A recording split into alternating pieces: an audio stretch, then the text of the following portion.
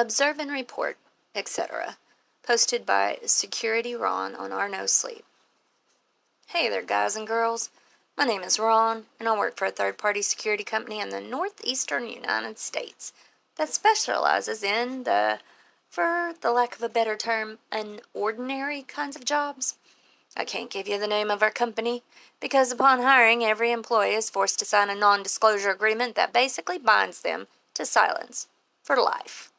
Luckily, knowing the people I work with, I would bet about anything that none of them even know what no sleep is. But in seeing some of the crazy situations some of you people have found yourselves in at one point or another, I'm pretty sure I've got a few tales up my sleeve that would tickle your fancies. For starters, let me introduce all of you to my team. It's a 5-person ragtag group. However, sometimes our jobs would require as few as one of us, depending on the severity and potential danger of the post. We'll start with the supervisory office, Sir Ken, who was the guy that hired me in the first place. He's a 65-year-old burly former police officer, having also served overseas in the U.S. military during his younger years. He's the one who started this company to begin with, and also probably the only one truly qualified to work here, myself included. You'll see what I mean. His reasoning for doing this was due to a situation that happened to him and his unit while on a raid in Pakistan. But I'll save that story for another day. After returning home and going back to civilian police work, Ken said that he felt like his life was essentially saving cats from trees after what he had seen. So he abruptly resigned and started his own private security company. Going on right down the line, there's Juarez, the chain-smoking weapons expert of the group. If you could picture a chubbier version of Brucey from The Longest Yard, you'd have his doppelganger in your mind. He even has similar mannerisms. It's pretty funny. Another former police officer who was removed from his position after accidentally shooting a fellow officer, conveniently the day after he found out said officer had made a pass on his wife. He wasn't charged, but obviously they couldn't keep him on the force after putting a 9mm in someone's rear.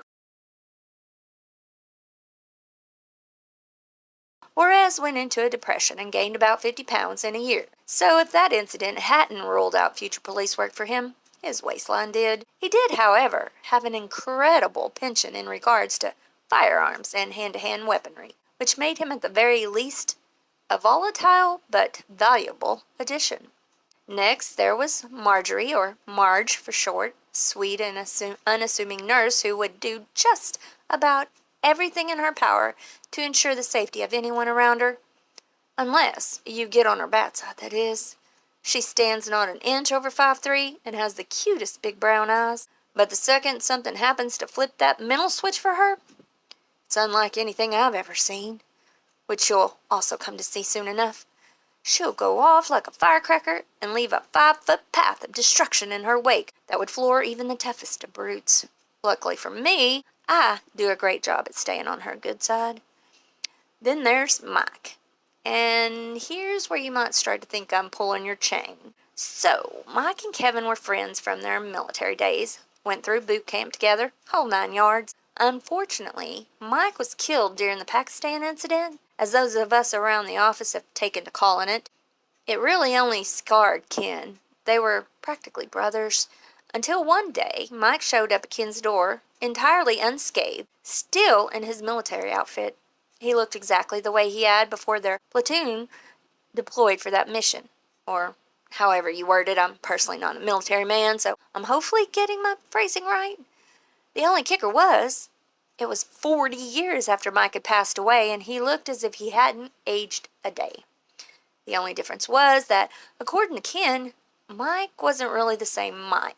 To the rest of us, he seemed like a nice but goofy guy that just probably had a little screw loose. But Ken told us that before his death, Mike was hands down the smartest guy he'd ever met. Real scholar on top of being an incredible soldier, brought back to life somehow but turned into the pinky to Ken's brain. Ken said he had tried numerous times to ask Mike what happened, but he could never get any kind of response that made sense. He'd just say, "You're crazy, Ken, man," or something similar to that effect. Ken still felt a kinship to his brethren, however, and he said that even though this situation made zero sense and there was a pretty good chance this wasn't even Mike at all, he'd ride it out and hope for the best. Mike has been by Ken's side for 2 years since that day, so it seems like whoever this reanimated zombie Mike is, he's on our side. Last but not least, there's me, Ron, an early 20s nobody who got this job because I met Ken in Starbucks one day and told him I had my security license. I'll be honest, at first I think Ken just hired me because he needed an expendable goof to man the front lines and do the jobs nobody wanted to do. And considering the types of jobs that our company's contracted for, I feel confident in telling you that there weren't too many jobs people wanted to do in the first place. I proved my mettle in the coming months, though, and showed that even the most uneducated of cellar dwellers like myself could carve out a name for themselves with enough hard work and dumb luck. As I said, we handle the unordinary kind of jobs, the ones you won't find on a Sunday newspaper or on your next Indeed search. Clients reach out to Ken when they have a situation on their hands that they need remedied, and no other major security company would even look in their direction. We patrol, we observe posts, hell, sometimes we're even called in to handle situations over the police because clients fear they won't be taken seriously. Ken's motto is, no job is too fucked to make a buck. And judging by what I've seen in my months here, trust me, he's not bluffing. I've come here to share just a few stories with all of you lovely no-sleep readers, and I hope you enjoy. This post has been a bit long-winded, so I'll start off with a shorter one. February 4th, 2018, Connecticut. The site is a hospital. Post orders are patrol the grounds of the abandoned hospital every 3 hours. Unlock morgue, but do not open door. Do not enter operating room 11, and officers assign Ron and Mike. This was actually my first job as a member of the team. Ken called on myself and Mike to take the post at a long-abandoned hospital in Connecticut for an overnight shift. I'll admit, at this point I had no clue of the situation involving Mike due to how new I was. I guess they didn't want me to think they were nuts before I had my first taste of the job. Upon reading the post orders in the email, I was a bit thrown off and more than a bit nervous. Unlock the morgue, but don't open. Don't enter operating room? What's the point if this place has been abandoned for so long? Nonetheless, I shrugged it off. For $30 an hour, I'd sleep naked in the damn morgue if they wanted me to. I pulled up front and there was Mike, looking at me with an almost dismissive look in his eyes. Got out of my car and approached him. Hey, rookie, rad pants, Mike shouted at a volume that was far too loud considering the distance between us. I got out a half reply, thanks, man. Not! Gotcha. Let's go. We entered the admin building where we would be hanging our hats for the evening while waiting to make our rounds. Took off my coat, popped open my coffee, and took a seat behind the tattered old desk. Place was a series of buildings connected by underground tunnels, so luckily, the bitter cold was one less thing to worry about during patrols. Mike and I discussed the shift specifics over and then started to become a bit more acquainted with each other after seeing that we would be spending many nights together in the near future. Came time for our first rounds of the evening, and Mike showed me the entire walkabout. Whole thing took about 45 minutes through the entire property, final portion of which was the main patient care building. This building housed all the operating rooms as well as the morgue, so this was the main focal point in regards to our specific instructions. As we walked down the black hallway, dimly lit by our flashlights, we passed by a large steel door with cream-colored paint chipping off of it. It was the only door closed in the entire hallway, and from behind the door, I could swear I heard what sounded like some kind of buzzing noise. I stopped and asked Mike about it, and his response was, "The only thing buzzing in here is me," as he pulled out a flask from his coat pocket and took a swig. We finished that round and made it back to our central station at 11. From there, we had 3 hours to kill until our next round at 2. Mike told me I could rest my eyes if I wanted. I wasn't sure if he was just testing me or what, but I had gotten almost no sleep that day. I think my eyes were ready to shudder whether I wanted them to or not. I thanked him and slouched in my chair, nodding off in the process. When I woke, around me was nothing but an empty room. "Mike!" I bellowed through the entire admin building, but no sign of him. Checked my phone, it was 1:44, almost time for our rounds anyway. So I figured I'd go looking for him and maybe even impress him by doing this go-round on my own. I left him a little note on the desk and grabbed my flashlight and headed out the door. This walk was creepy enough with someone else, but doing it by yourself, while unarmed, in a place you've only gone through once, was just downright horrifying. I regretted it almost from the second I started, but once I got into the tunnels, it just felt like something kept pulling me in. I could swear I heard giggling in those damn tunnels, but chalked it up to my mom playing tricks on me. Finally got out and ended up in the operating wing, my flashlight causing shadows to dance across the walls like a symphony of the dead. I got halfway down when I heard that damn buzzing again. I looked to my left and examined the same door as before, noticing that above it in spray paint was a giant red 11. This was the room they told us specifically not to enter in my post orders. But if something was amiss in there, it was my job to see what it was and help if necessary. I opened the door slowly and scanned the room with my flashlight. The buzzing had stopped, and all that was in there was what appeared to be the shell of a former operating light hanging from the ceiling. I walked fully into the room to peer behind the door. As I did, the door slammed behind me. I could barely gather my thoughts when, to make matters worse, my flashlight flickered out and died. I stood there frozen in the silent dark for a moment when I heard that damn buzzing again.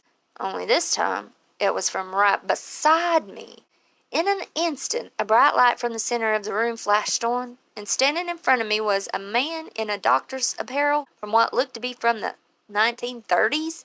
He had a surgical mask covering his face, but his eyes were downright evil. His pupils were wider than anything I'd ever seen, and as dark as the night is long. His hand was resting on some kind of old machine that hadn't been there before. At this point I realized his skin was grayed and fallen from the bone.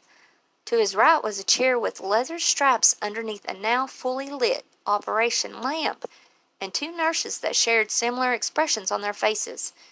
It almost felt like they were looking through me, into my soul. "Nurses, this patient is clearly out of control. Please subdue him so we can start the shock therapy, would you?" They both floated towards me in unison and grabbed my arms with a strength I'd never felt before. I couldn't scream, couldn't fight. I was legitimately frozen. They threw me into the chair and began to tie me down. For this, I honestly never believed in ghosts or anything paranormal for that matter, but clearly my world had all just come crashing down in that moment.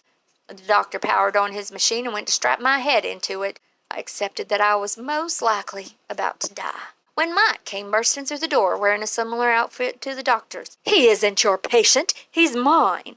He gave me a go-along-with-it sort of look, started unstrapping me from the chair as the ghost nurses looked at each other in confusion. "He thought it would be a gas to sneak out of his room this morning. It's straight to the lobotomy room with this miscreant." It seems that Mike's vocabulary stuck in the 70s as well, which makes a lot more sense now knowing that's pretty much the last time he was actually alive. He rushed me out the door and looked back at the doctor and nurses. I think at this point he didn't know what to do because he shouted, "Good day," and gave them a military salute before slamming the door. "Rule 1, rookie! Rule number 1!" he shouted as we made our way back to the admin building. It's all but impossible to take him seriously whatsoever while wearing that outfit after just calling me a miscreant. I suppose I should have still been positively terrified. My entire view of the world and everything I had ever known had just done a hard 180 in that very instant. But at this point, all I could do was chuckle. "Where'd you even get that thing?" I asked, pointing to his hospital garb. He replied, "It's part of the safety kit for this place, next to the holy water, dumbo. I'll keep this between us, but you owe me, Rook." Pulled out my wallet, and the only thing in it was a Dunkin' Donuts gift card for $10 that had $5.88 left on it. Mike looked at it and then up at me and back down to the card. "Right on, Rook. I think I'm starting to like you." We finished the rest of our shift, and I headed home that following morning knowing I was much wealthier than I had been before it. Wealthier by the standards of a guy who still lives in his parents' guest house, that is. So that's pretty much the story of my first night on the job here. Oh, by the way, we forgot to unlock the morgue. I'm not quite sure what the significance of that was, but let me tell you, Ken chewed us a new one the next day that would have made any of you wet your pants. When that vein in his neck starts to throb, watch out, boy. We lost the contract for that property, but luckily, because Mike was, dead or something, and I was new, he didn't fire either of us. I'd like to keep thinking that keeping me on is a decision he's still glad he made to this day. Hell, I know he is.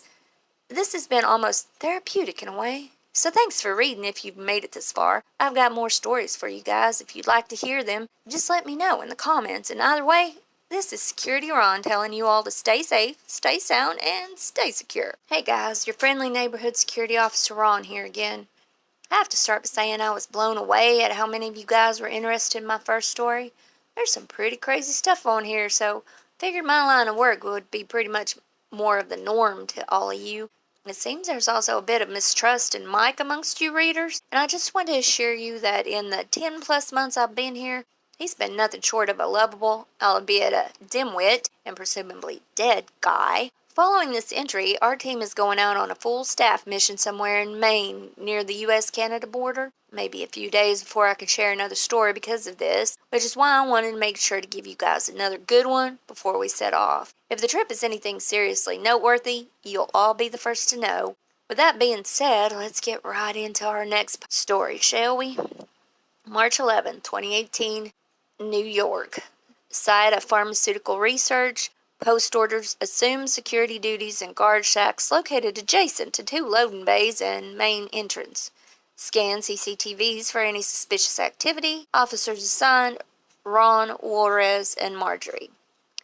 This next story comes from a shift that, on paper, seemed like it would be the easiest buck we had ever made. This company had just finished out a contract with their prior security provider, or so they told us, and were trying on a few different companies to see who they wanted to bring on next. When we asked Ken why they didn't sign with the same company they had been with, he shrugged it off and bellowed, "Who gives a shit? It's our contract now, son, so do a good job and please, for the love of God, just follow the post orders."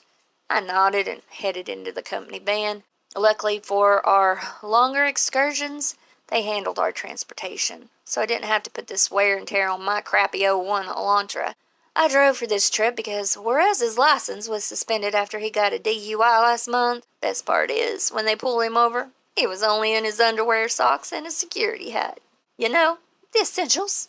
And well, Marge couldn't reach the gas pedals, bless her heart. "Hey, you better drive good, kid, or I swear I'm gonna come up there and break your forearm." Juarez's ability to show a warm welcome was about as proficient as his ability to not drive drunk in his underwear. This shift would be a 2-night post for this trial run. Company would supply us with sleeping quarters, and I would work the main gate shack from 10 to 6, with Juarez and Marge on the loading bay shacks from 8 to 4. Like I said, simplest job ever, right? This place was located deep in upstate New York. To be honest, it didn't seem like the kind of place you'd find any kind of industrial happenings. Large open fields and rolling hills hurried past our vehicles. We made our way through the gorgeous farmlands. GPS signaled that we had arrived at our destination. It was a long, wooded dirt road with a steel mailbox hidden in a bush to the right of it. Well, I guess if I was going top security pharmacy mumbo jumbo, I'd want to be hidden away too. I think those may have been the first words out of Marge's mouth in the entire 5-hour drive. Perez replied back, yeah, whatever. You crazy kids just better not make me look bad." Marge reached over with a fury I had never seen before and ripped the collar of Juarez's security shirt towards her. "Don't call me that. Don't ever call me that. I hate the C word." Juarez nodded rapidly, the fear of God having just been struck into his heart in that very moment. It's the first time I'd ever seen the angry side of Marge. Most of the time she was able to keep her emotions in check. However, a surefire way to throw all that out the window was to call her the C word. Duly noted. We got about a mile down the winding dirt road when I stopped the van, having noticed that there was something that appeared to be pinkish red in the middle of the road. "Everything okay?" asked Marge as I put the vehicle in park and got out. "Yeah," I replied, "just saw something in the road. Doubt it's a big deal."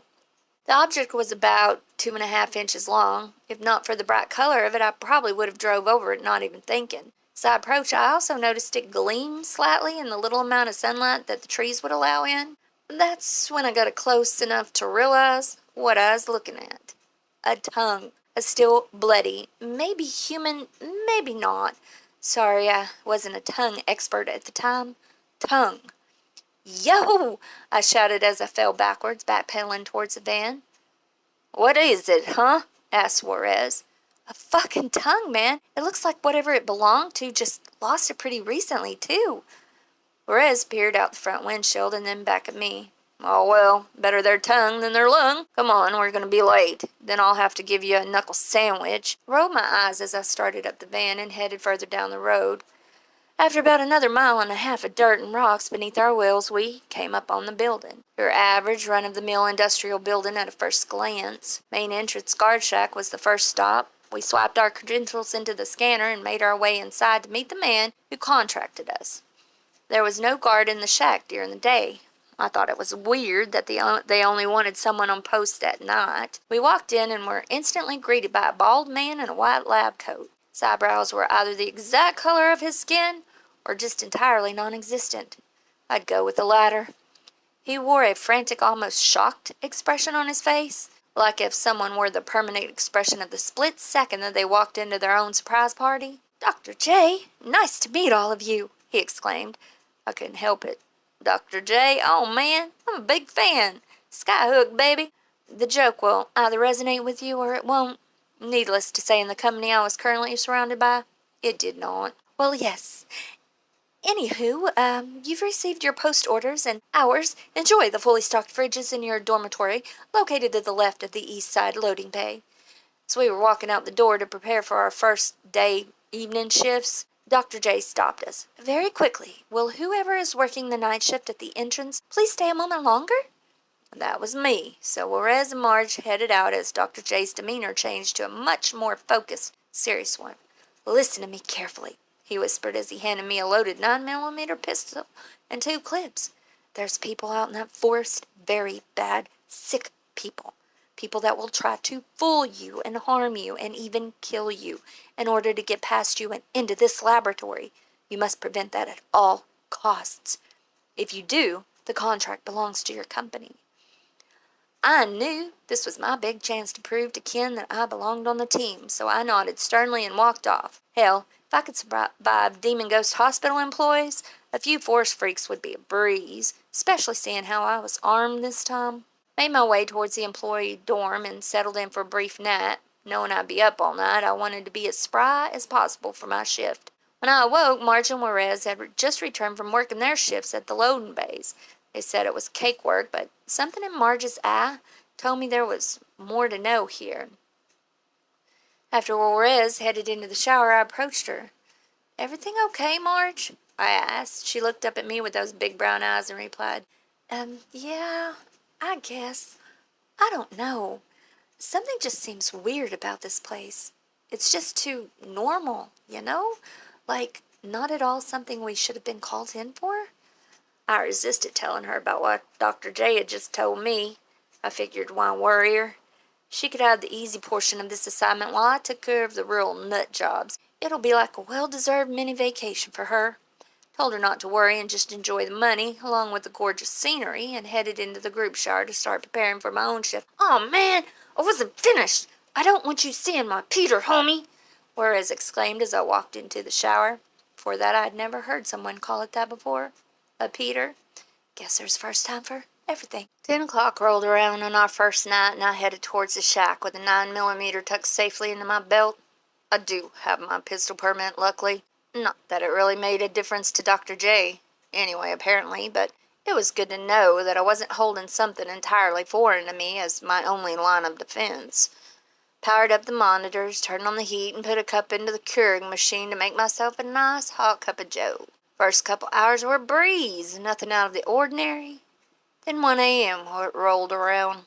Had my phone propped up with an episode of The Walking Dead playing on low. Yeah, you haters may say the quality's diminished in recent seasons, but damn it, it's my favorite show. Curling kind of far behind, unfortunately, but I sure can't wait to see how Rick rebuilds the world and continues on as a mainstay in the show for years to come. I took a sip from my coffee when I heard a knock come from the window to my right, and quickly darted my eyes in the direction of the noise and saw nothing. Got up and looked below the window as well, but nothing was there. After warily scanning the area, I sat back down and looked at my monitor before tossing my cup of coffee in the air. Staring at me in the dead center camera, with its face right in the lens, was a woman. This was no ordinary woman, though. She had what had to be at least 10 to 12 eyes all over the top of her head, and razor-sharp yellowed teeth. Took me a moment to realize the text in the top right corner of the monitor. Main guard shack, rear. I turned around and there was the woman almost face to face with me, separated only by a tiny panel of glass. The woman smashed through and grabbed me by my shoulders, ripping me through the window in the process.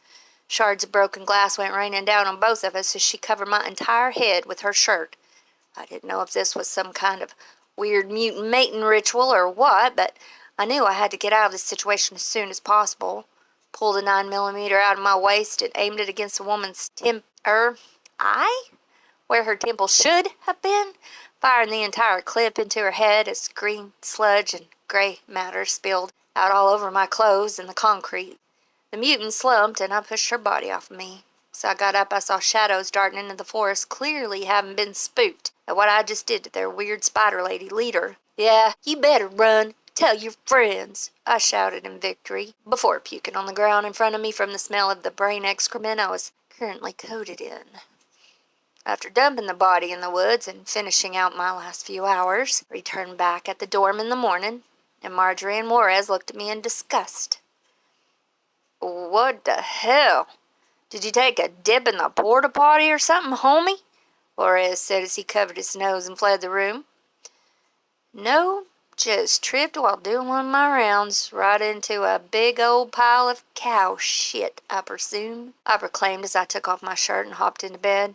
Marge looked at me with an unconvinced look. He may buy that crock, but I know something is up about this place. I'm going to find out what. I considered urging her not to, but I didn't want to inch anywhere close to Marge's bad side, so I decided to let her do her thing and get some Z's. I had a feeling it'd be another long night. Apparently I was super tired, because I somehow managed to sleep from the time I got off that morning till 15 minutes before I was to return to my post for the final night. I knew I could handle one more night of those things. At this point, I'd survived paranormal activity, and the hills have eyes already, so I thought to myself, bring it. Noticed that Juarez and Marge weren't in the dorm, but unfortunately at that moment, I didn't have time to question anything other than how quickly I'd get over to my post. Arrived at the shack within 2 minutes to spare. Started my shift the same way I had the night before. And again, like clockwork, 1 a.m., there was a knock on the window. At this point, I was prepared and wasn't playing any games. I ran out of the guard shack towards the woods in the direction of where the shadows ran off to last night. I already popped one of you, and I got no issues making it a second. Come on. I didn't finish my sentence before being slammed in the head with something very hard, knocking me out in the process. When I awoke, the first thing I could make out was the warmth of a bonfire. Tried to move my arms, but I was tied up. I also made out 3 figures start to take shape in the light of the flame. Jonathan, he's waking up, said the blurry blob to the left. At this point, my vision came back fully and I let out a gasp. The guy who said that had an entire inverted face. Not in the same way as Tom Tucker's son in Family Guy. They weren't totally flipped. It was more like his eyes and mouth just traded places. All right, don't startle him. We don't want him to think we want even more trouble, said the one referred to as Jonathan. He actually looked pretty normal. That is, till he yawned and stretched his arms out to reveal big bat wings under his triceps. The one sitting in the middle was another woman, younger, with an affliction similar to the woman I had killed yesterday evening. Look, pal, we don't want to hurt you at all. Quite the opposite. We want your help. I looked at the 3 freaks, knowing I had no choice but to hear them out. Okay, I'm listening. Good. I'm sorry we had to resort to violent measures, but we knew if we hadn't either way, you would have just shot us on sight. Jonathan explained. We know what that psycho Dr. J probably told you, but we're not evil or sick or anything. We're products of his own experiments. He hires security staff after security staff. On their last day, as they're getting ready to leave, he has his real guards gather them up and bring them to his holding cages at gunpoint. He did it to all of us. There used to be 16 of us out here. Now it's just me, Keith, and Darla. And he's still got some of us left in there. That woman you killed yesterday was Darla's mom. She was only trying to distract you so we could sneak into the lab and rescue them. I looked at her as she lowered off 5,673 of her eyes. LOL joke. It was like 10. I'm terribly sorry if that's true, but how do I know that you guys aren't just manipulating me into allowing you into the lab? Keith looked me dead in the eye and said, Sir, with all due respect, that man and his brutes cut out my wife's tongue right in front of me, killed her where she stood, all because we tried to escape. Some of our friends are still in there with a chance to make it, so if you don't get us into that lab, we'll kill you and get in by any means necessary, anyway. He had a point. Also, I guess that explains the little present in the road on the way in. I nodded and Jonathan untied me. I also thought of Marge and how she said she planned on doing some digging earlier. I could only hope her and Juarez were safe. We made our way stealthily across the parking lot and into the west side loading bay, closest door to where we were currently located. I swiped us in and we entered the building. I swept the area as my merry band of freaks followed closely behind.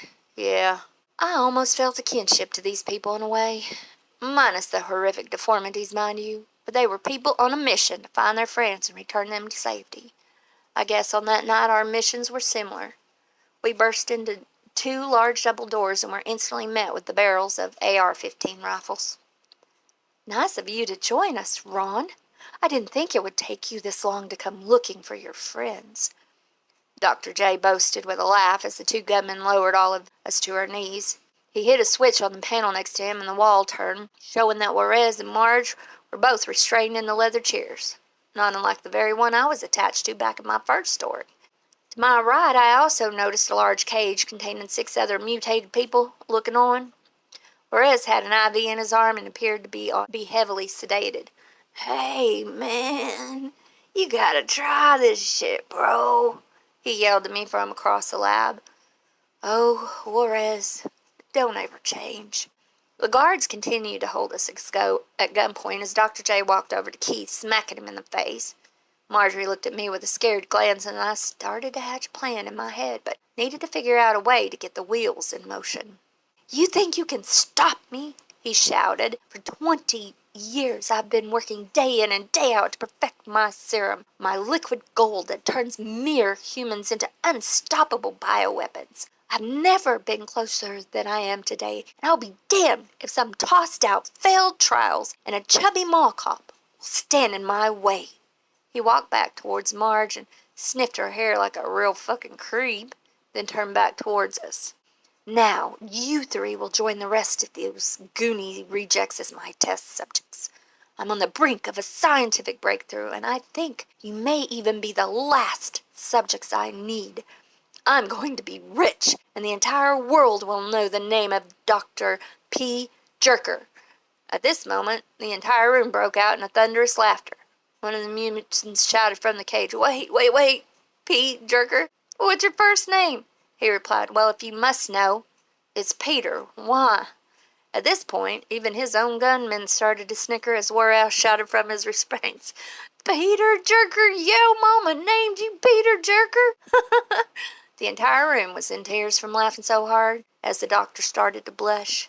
You imbeciles! You're out of your minds. I'm about to turn you all into monstrous bioweapons for money, and all you can do is laugh at my name? That's when my wheels finally started to move. Out of our minds, you say? I asked. So I guess you'd even say we're crazy? Yes, definitely crazy, all of you, he retorted angrily. That's when I looked over at Juarez. He rose up and exclaimed, Oh, you done it now, bro. Marge's face turned beet red as she broke free from her restraints and lunged at the jerker, taking him to the ground and punching his face repeatedly in between words. Don't call me crazy. I used this momentary distraction to grab the 9mm, so luckily tucked into my waistband, fired rounds into both of the brutes in front of us. They dropped to the floor, Keith and Jonathan picking up their dropped rifles. We finally pulled Marge off of the doctor as he laid on the ground, blubbering through a broken nose and trails of bloody snot bubbles. Please, no. Don't kill me. I can save this world. Make you all unstoppable. I looked over at my new mutant friends who clearly had something a little more fitting in mind. Don't worry. I'm gonna kill you. I'm sure our new pals here have loads of tests they'll have to run before that. Gave Darla a wink and she smiled. walked over to Juarez, unhooking his IV and grabbing him under his shoulders to drag him out. We walked out the door, leaving the mutants to serve their own justice and have their way with the one they call Peter Jerker. About halfway through our trip back, Juarez shrieked from the back of the van, causing me to slam on the brakes and shout, "What's wrong?" I looked back and almost vomited as Juarez had opened his shirt and a grown, hairy human thumb was growing out of his belly button. I guess whatever was in the IV that he had been hooked up to caused a few, unsightly side effects. "Ew! Gross! Cover that thing up!" Marge yelled as she let back a row and ducked for cover from the newly sprouted appendage. Juarez started to have a thumb wrestling match with the thing before blurting, "I don't know, man. It's pretty cool. Maybe I'll name him Harry. Hey, Marge, does that sound crazy to you?" Well, that's it, everyone. I hope you enjoyed yet another installment of the fucked up things that happened to me at work. Obviously, Ken understood why we didn't receive a contract this time and actually applauded me for saving the rest of the team. Hopefully you're all still with us and breathing, or at the very least semi-alive like our buddy Mike here. As I mentioned earlier, the next tale may not be for a few days, considering the length of our next job, but hopefully this one was enough to leave you all wanting more until next time, because trust me, I've got plenty of stories to tell. From the headquarters of our security, I bid you all good night, and a friendly reminder to stay safe, stay sound, and stay secure. Report, etc. Part 3, posted by SecurityRon on our No Sleep. Hey guys, it's Ron again. So, originally I was going to continue this series of tales in chronological order, so there was no confusion in regards to any little details that may have occurred in between them, but we just got back from our little work excursion up to Maine, and I just couldn't wait to share the details. It was only the second time in all these months of knowing Ken that I'd seen him legitimately shook up. So, I'll just get right to it. We'll call this a bonus episode, if you will. So, we'll be returning to our original timeline of my earlier days and my next entry. Buckle up and enjoy, kiddies. December 27th, 2018, Maine. Site is a private home. Post orders are assist home owner in the capturing of or capturing evidence of a potentially violent intruder or intruders. Officers assigned: Ken, Ron, Mike, Marjorie, and Juarez. As I mentioned in my last log, this was a full staff mission, and judging by the post orders, I couldn't say I was surprised. The trip to Maine was long, and between Juarez telling us the story about how he finally got the finger removed from his belly button, and Ken ripping off burps and farts left and right, he didn't find humor in much, but God, did bodily functions tickle his funny bone. There wasn't much chance for me to catch any sleep on our way. I didn't mind too much, though. After all this time together, I've come to look at our little band of misfits as a second family. Hell, with everything we've all been through together, it would be impossible not to. Did the client give you any specifics on what these intruders have actually done to make them feel violently threatened? I asked him from the passenger seat. He glanced over at me with a side eye and retorted, "No, the details are pretty limited for this one. Guy seemed pretty nervous though. Said he would explain it all in person because otherwise he thought we wouldn't come." Gee, that was reassuring. We pulled into the motel we would be staying at, which was only about 5 minutes from the home we would be protecting. We checked in quickly and dropped our things before heading over to the home. A 2-floor old colonial home started to come into view as Ken called out, "Here we are, kids. This doesn't seem like your basic old guard shack, snoozer. Keep your heads on straight." We knocked on the front door and were almost instantly hurried in by a tall, lanky gentleman who had crow's feet under his eyes that would have given Juarez, after a night of binge drinking, a run for his money. He shut the door behind us and spoke in a hushed but scared voice. Please come into the kitchen and have a seat. I'll explain more." We made our way into the kitchen, where we were met with the blonde woman who seemed to share in the man's distress, along with a younger boy who we found out was 8 years old, sitting around the kitchen table. The man proceeded, "Okay, my name is Chuck, and this is my wife Leanne and our son Charlie. And I know this is going to sound absolutely mad, but for weeks now, someone's been showing up to our doors, windows, all around our house, leaving notes written in red children's paint that say they're coming to take our son." First it was, "Charlie nice boy," then "Charlie friend," followed by, "I come get Charlie soon," and just last night, "Almost time, Charlie." Obviously, at this point, the entire mood of the room changed to one of a much more serious nature. Chuck continued, "And that's not even the worst part. The first night we noticed the note left, earlier that day, Charlie was playing in the yard, and he said he saw someone standing at the edge of the property, just behind the trees, only he was wearing some kind of clown costume." I looked over at Ken, and the color drained from his face as he blurted out, "Did you say clowns?" Ken was a military man who had seen it all and done it all. Stories like the ones I've shared so far were his life for years. But if there was one thing that could truly ruffle his feathers, it was clowns. "Yes, clowns," replied Leanne, "but please don't leave. The cops aren't taking us seriously at all. If anything, it seems like they think we're doing this for attention. You may be our only chance of saving our son." "They don't need to save me, Mommy. He's nice, honest," Charlie proclaimed in a squeaky voice. Both of his parents snapped a sharp look in his direction, Chuck firmly saying, "No, he's not, Charlie. This man wants to hurt you." Just then, Ken snapped out of his horrified trance and let out a low, muffled cough. "Of course. Sure, don't worry. We'll keep your son protected for as long as it takes until we get this figured out." Both of his parents let out an audible sigh of relief. "Thank you. Thank you so much. You don't know how much this means. We'll pay you whatever you need. No price is too much to keep our son safe." I looked over at the rest of our team, and we exchanged firm nods. We were going to get this solved if it killed us. Following that conversation, we assigned ourselves to shifts for watch all night. One, and formulated a game plan to start a sweep of the forest the next day as Juarez handed us the standard issue 9mm we'd be packing for this potentially dangerous job. If we could even capture some kind of photographic proof of this maniac, or maniacs, the cops would have no choice but to take this family more seriously. Mike would sit right in front of the main door to the house. Marge and Juarez would take either side, and Ken and I would take the backyard and surrounding wooded perimeter. Right before we broke off, I couldn't help but try to lighten the mood. "Well, luckily for us, we've had our fair share of experience dealing with clowns. Am I right, fellas?" I said, glancing at Mike and Juarez. They let out a "hey" in stereo, and we got to it. On our way out, right next to the back entrance, we passed a door with the letters T, M, and Y spelled out in children's stickers. The rest of them had been seemingly peeled off.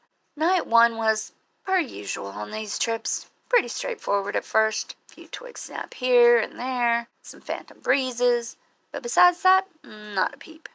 Right until we were about to end our shifts, however, I heard a faint, low giggle from behind the tree line. At least I thought I did.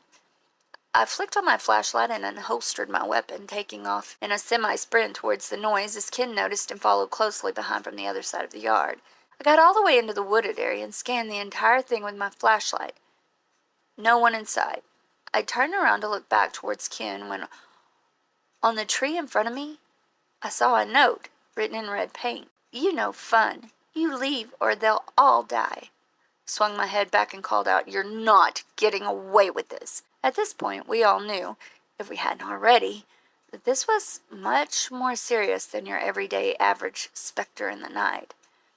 After our shifts, we convened with the family on our findings and left to go back to our motel for a brief sleep. When I awoke, I decided to go into Ken's room and talk some more strategy, seeing that we were the only two there in the yard last night. "Did you hear that laugh come from the woods?" I asked. He shook his head. "Negative. If I had, I would have either shit my pants or done the same thing you did. 50-50, I presume. Man, I just hate fucking clowns." "Yeah, me too. Their face paint gets all over you, and the little squeaky nose just totally distracts you from—" "That's not what I mean," he quipped back in a frustrated tone. "Ever since I was a kid, my mom let one of those fuckers pick me up at a birthday party and dance around. It's been singed in my brain ever since. Man, if we catch the son of a bitch—" Just then his phone rang, and a loud, frantic voice could be heard from the other end. "What? How?" "Okay, we'll be there pronto." He looked at me and stated, "The kid, he's gone. Go get the others and be in the van in the next 120 seconds. We have to move." Like clockwork, 118 seconds after that order, we were in the van speeding down the road towards the residence. If nothing else, we're always there when you need us, which is more than you can say about some others today. We knocked on the front door and it flew open. We just went to wake him up and he was nowhere to be found. How could this have happened? You were on watch all night, Leanne howled as we all stood there dumbfounded. There was no way, I replied. We had that place secured all night long, ma'am. The only time any of us even left our immediate post was when I heard the gig. Oh, right then I knew it. We had been duped. Somebody had to have snuck in while we were investigating the area before we found the note. But that door was still locked. How could someone have gotten into it without us seeing or hearing? We walked out back to examine the door for any sign of forced entry and the rest of the area for clues. When after 15 or so minutes, Juarez called out from below the family deck, "Hey, man, I think I got something. Some kind of trap door?"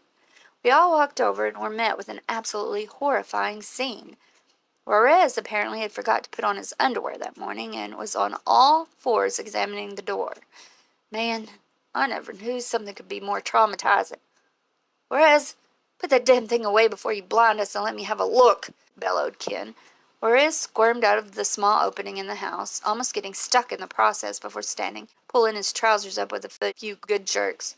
"Can't do nothing around here, man. Some bullshit." Ken looked over at Marge, who was clearly the smallest of the bunch. "You think you can shimmy your way in and have a look-see?" "Yeah, of course. Let me in," she replied. None of us had any doubt that Marjorie, however compact her frame may be, could handle herself in any situation. She crawled around for a minute before coming back out, covered in dust and cobwebs. "The floor is cut out in there. Leads into a closet somewhere on the first floor." We walked in the house, and directly to our left, right above where the trap door led in, was the door that had the children's letters on it. I went to open it, hand on the butt of my gun, but it was locked. Mike went to go grab Chuck and see if he could let us in. "Whose room is this anyway?" Ken asked him as he walked up. The kid who lived here before, name was Timmy or Tommy or something. Never actually saw him, but the older woman we bought the house from a couple of months ago mentioned her boy a few times." "How old?" I asked in return. "Oh, I had to be at least late 70s, early 80s. This was just a few months ago. They found her dead at her new home the next week. Stabbed real good. Makes me wonder all the time if we hadn't bought this place from her and she was still here, maybe whoever did this wouldn't have been able to get her. Wrong place, wrong time, I guess. She said it was the only room she didn't have a key to. I was going to get around to changing the lock, but we never needed the space, really." "We have to get into this room now," I commanded. So myself, Chuck, Mike, and Juarez all took a couple turns, giving it a good shoulder thrust, till finally Mike knocked it in, afterwards turning towards us and giving us a bicep pose like a little kid that was pretending to be a superhero. We walked in the room, and all of the walls were covered with blackout curtains, but the light from the hallway made the room just bright enough to see a room with carnival paper. Only on top of that was hundreds of painted clown faces. Red painted clown faces. On the floor sat empty candy bar wrappers, water bottles, some full of urine that I'd guess was much older than newer, some empty pallets of white, black, red, and blue makeup, and a large kitchen knife. The entire floor also looked to be covered in dirt and some fresh mud. "Sweet mother of bozos, this is crazy!" exclaimed Juarez. Leanne popped her head in. "What is?" She took one look at the walls and collapsed on the floor. We promptly brought her to the couch and left her with Chuck to come to, and immediately broke off into teams to search for Charlie. All of us had a feeling this would be a night-long affair. Needless to say, we weren't wrong. The sun was starting to set as myself and Ken made our way through the trees. It was cold, it was dark, and it was scary. But damn it, we were going to find this kid. "Just so you know, lethal force is granted here, kid. I've seen enough to know that jail or a loopy home ain't gonna be good enough for this one." I nodded, sharing in his sentiments whether he had authorized them or not. Mike, Juarez, and Marge took the left back side of the thickly wooded property, myself and Ken the right, the direction from which I heard that bone-chilling giggle.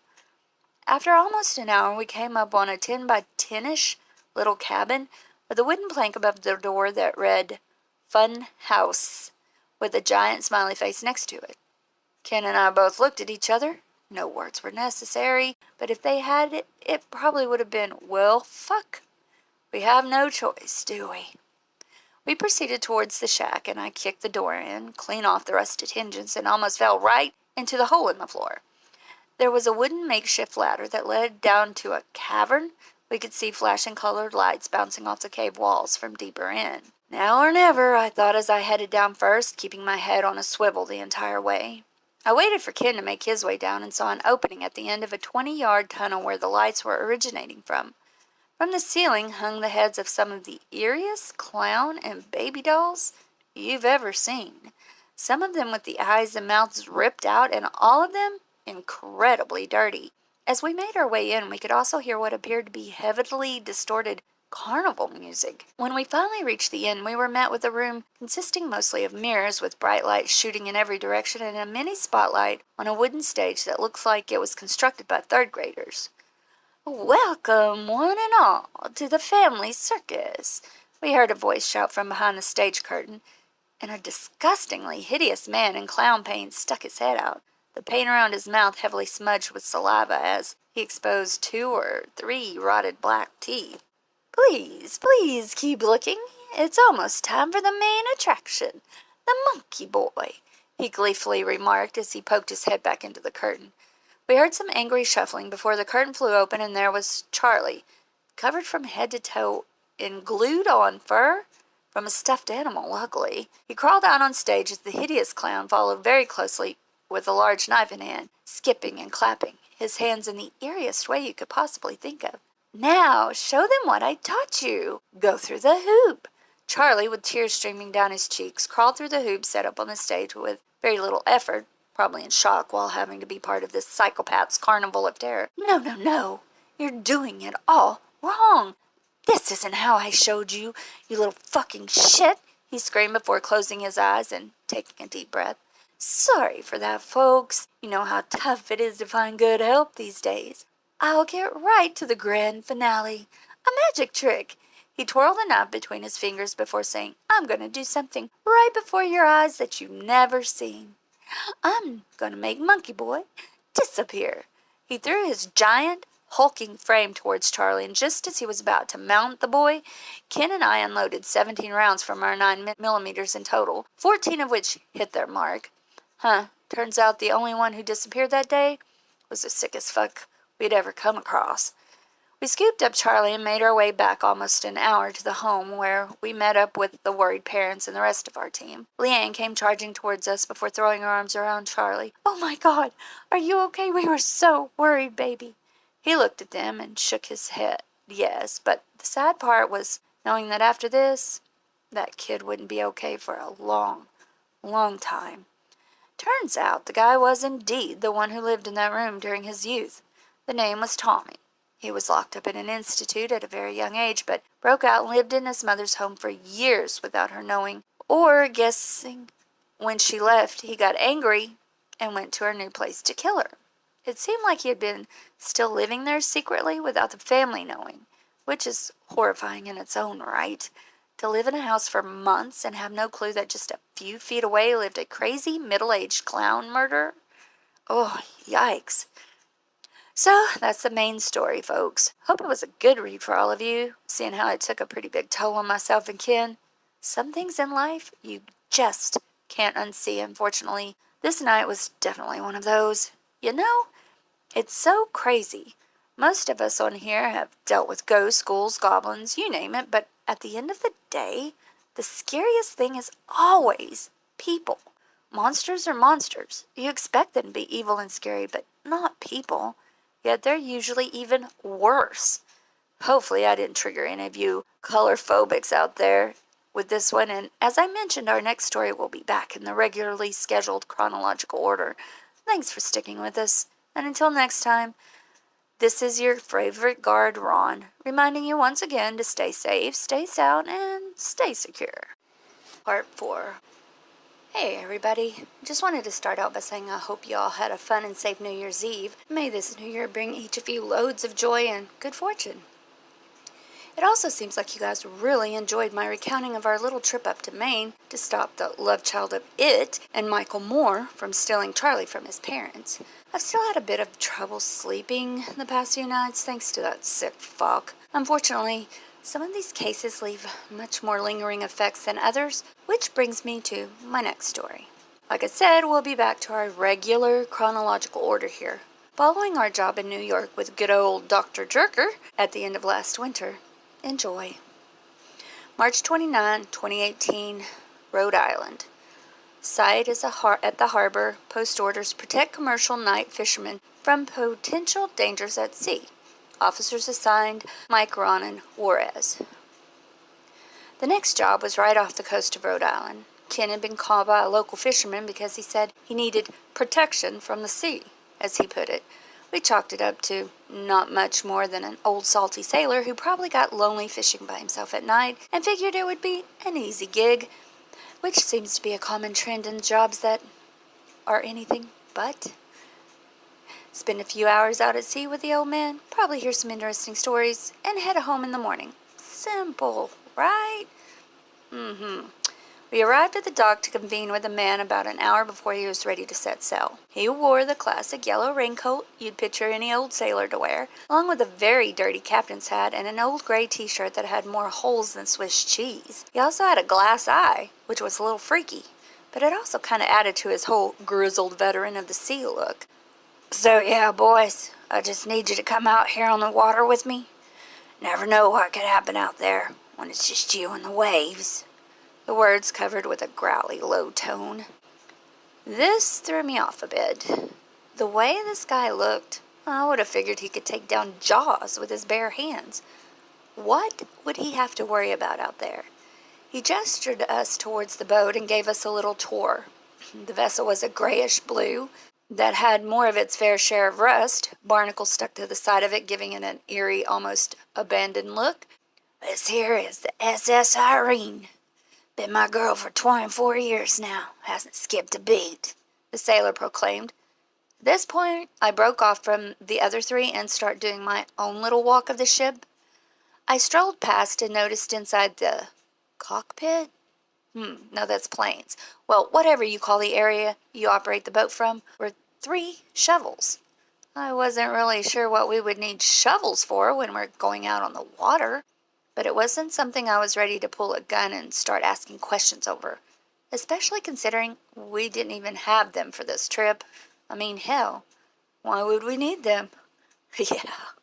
I returned back to the front of the ship where Mike and Juarez were reenacting the "I'm flying" scene from the Titanic as the old sailor watched along. These guys seemed to show me something I never knew I didn't need to see every time we worked together. "I can't believe you never seen Titanic, homie. Shit is tight. I got 3 copies on Blu-ray. I'll send you one," proclaimed Juarez to the sailor. "Yeah, sure you do that. Anyway, you boys ready to set sail? We're only losing moonlight here."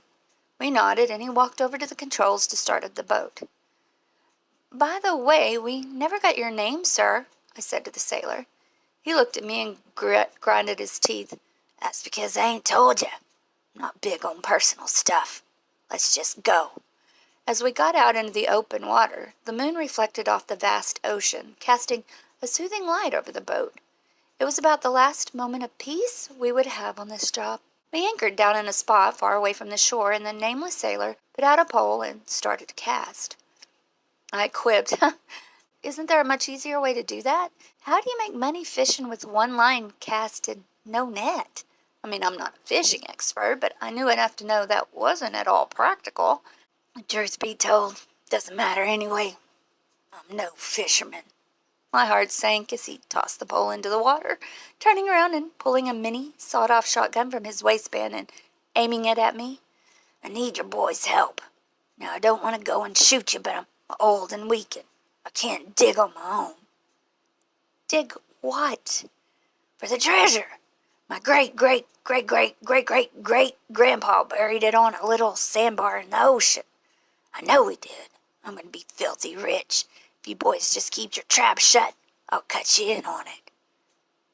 "You're insane," Mike shouted, and for Mike to call someone insane, You know there's got to be something wrong there. He fired around into the air, then lifted the door to the tiny lower section of the boat. One more comment like that, and it's your head, matey. Now go, single file. We crawled into the opening one at a time, laying flat on our backs because the deck wouldn't allow us to sit up.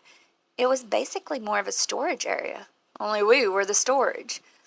The boat started to move again, and after about 20 minutes or so, we stopped and the sailor ripped the door back open, aiming the shotgun at us. Come on, let's go. We made our way out of the cubby and onto the sandbar, and it really was just that. If you weren't standing on it, you might not even be able to see it until your boat crashed into it. It was actually kind of dangerous. He threw the shovels at us, and we started to dig. Juarez started to whistle, and the old man snapped, Got that out! You want a blood-sucking mermaid on your hands, boy? Side note, we never actually encountered this blood-sucking mermaid who's attracted by whistling, so hopefully it was just a figment of this nutcase's imagination. We dug, and dug, and dug, until finally, after about 5 feet, my shovel hit something hard. I think we actually got something here. Well, keep on it now. Come on. Gimme, gimme, gimme. The sailor gleefully exclaimed as he started dancing around in circles. We eventually got to the item blocking our path, and it was a large chest with a skull on the rusted keel. We lifted it up onto the surface and jumped out of the hole. The sailor ran over to it and pulled out a giant old cast-iron key, then looked back at us. Sorry, boys. I know I said I was going to cut you in on it, but truth is that this is my family's treasure, and it's all mine. You could either deal with it or stay here until God knows who finds you, long after I'm gone. Mike started to shake. Buzz off, weirdo. Why don't you go A shot rang through the air and Mike dropped to the ground. This motherfucker really just shot Mike. I screamed no as the sailor had a quick chuckle and reached down to open the chest. He slid the key in. It clicked and instantly flew right open. He stood there for a moment at this. His look of glee and jubilation turned to that of shock and disappointment. What the? There ain't nothing in here. 30 years I've been looking for this. My whole life, all for nothing. Before he could even finish his sentence, a smoldering, burnt torso flew out of the chest and grabbed the old sailor. He started to scream from the pain of the thing's still burning skin. It had a piercing red eye with a patch over the other and 2 giant hoop earrings as flames protruded from beneath him. My treasure! The monster shrieked as it ripped the old sailor down into the chest, breaking either his legs or his back, or both in the process, as the chest slammed shut behind them and rumbled for a moment before falling still. Upon seeing this horrifying scene, Juarez and I didn't even realize that Mike had gotten back up and standing right next to us, totally unscathed. What the fuck, bro? You just got shot! Shouted Juarez as he leapt backwards onto his ass. Lucky for him, we were on beach sand.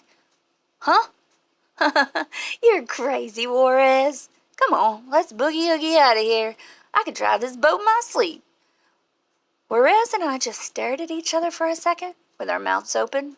Between the smoldering demon pirate, watching a man being bent in half and ripped into a chest, and watching Mike being shot, then getting up and acting as if nothing ever happened, this was a weird case, even for our standards.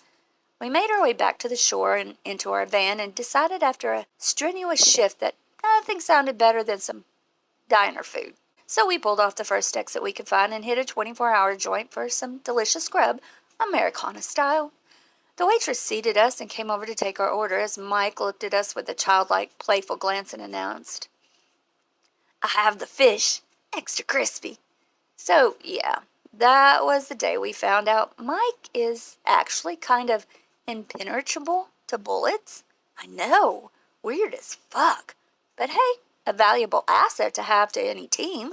Kind of a shorter job than usual, but now you all see why Ken makes clients pay full in advance. We told Ken about what happened and with Mike, and he replied, I know.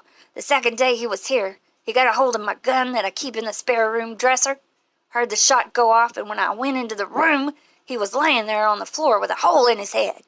Thing just killed itself. Got up like nothing was out of sorts. So, that's the tale of the sailor whose greed became his biggest downfall. kind of fitting in a creepy, grotesque sort of way. Most of the time, these cases don't have some big hidden message behind them, but I guess this is an exception. Enjoy the things you have in this world instead of obsessing over the things you don't. Thanks for reading, everybody, and once again, this is Security Officer Ron from HQ, reminding you all to stay safe, stay sound, and stay secure. Observe and Report, etc. Part 5, posted by SecurityRon on our No Sleep. Good evening, fine citizens of No Sleep Land. It is I, once again, your friendly neighborhood security guard, Ron, coming to you from the headquarters of Wouldn't You Like to Know? Security, where I bring to you yet another rousing, mind-challenging story from the many I've encountered in my time working here. You all seem to really have your interest piqued in Mike being bulletproof. Well, that's just the tip of the iceberg when it comes to our lovable little science experiment / zombie / possibly paranormal entity. But unfortunately, tonight's story doesn't feature him. He and Ken decided to take a guy's week to the Bahamas during the time of this little venture. Side note, whatever Mike actually is, apparently his skin is super sensitive to sunlight. Not in an I'm melting sort of way, he just got really sunburned. It was actually incredibly funny when he came back looking like Larry the Lobster, which is actually a really ironic segue into the story, so let's just get on with tonight's tale. April the 9th of 2018, New Jersey. Site is an electrical supply. Post orders are prevent theft of a new power line transformers and main electrical grid. Make rounds at the lot every hour. Officers assigned, Ron and Marjorie. This trip was a 2-person job, right in one of the most horrifying places in the world, New Jersey. Sorry, and folks, you know it's true. Admittedly, I was excited at the opportunity to really get some one-on-one time with Marjorie. Not in a romantic way. Guys like Juarez and Mike have no real depth. What you see is what you get. But Marge is different. There was something else under there. Call it guard's intuition. We blazed through the several-hour drive to New Jersey and for the most part just made small talk about past jobs we've had, television shows we like, favorite foods, basic stuff. We stopped off for some snacks right on the New Jersey border, and I knew if I wanted any chance at making real progress in figuring Marge out, it would have to be now. We got back in the van and started down the highway. I looked over at Marge in the passenger seat, nervously biting her nails. You okay over there? I asked her in a caring manner. Huh? Oh, yeah, it's nothing. Just get a little anxious sometimes in the car. Well, is there anything I can do? I retorted. Oh, no, it's okay. It'll pass. Just talk to me. Okay.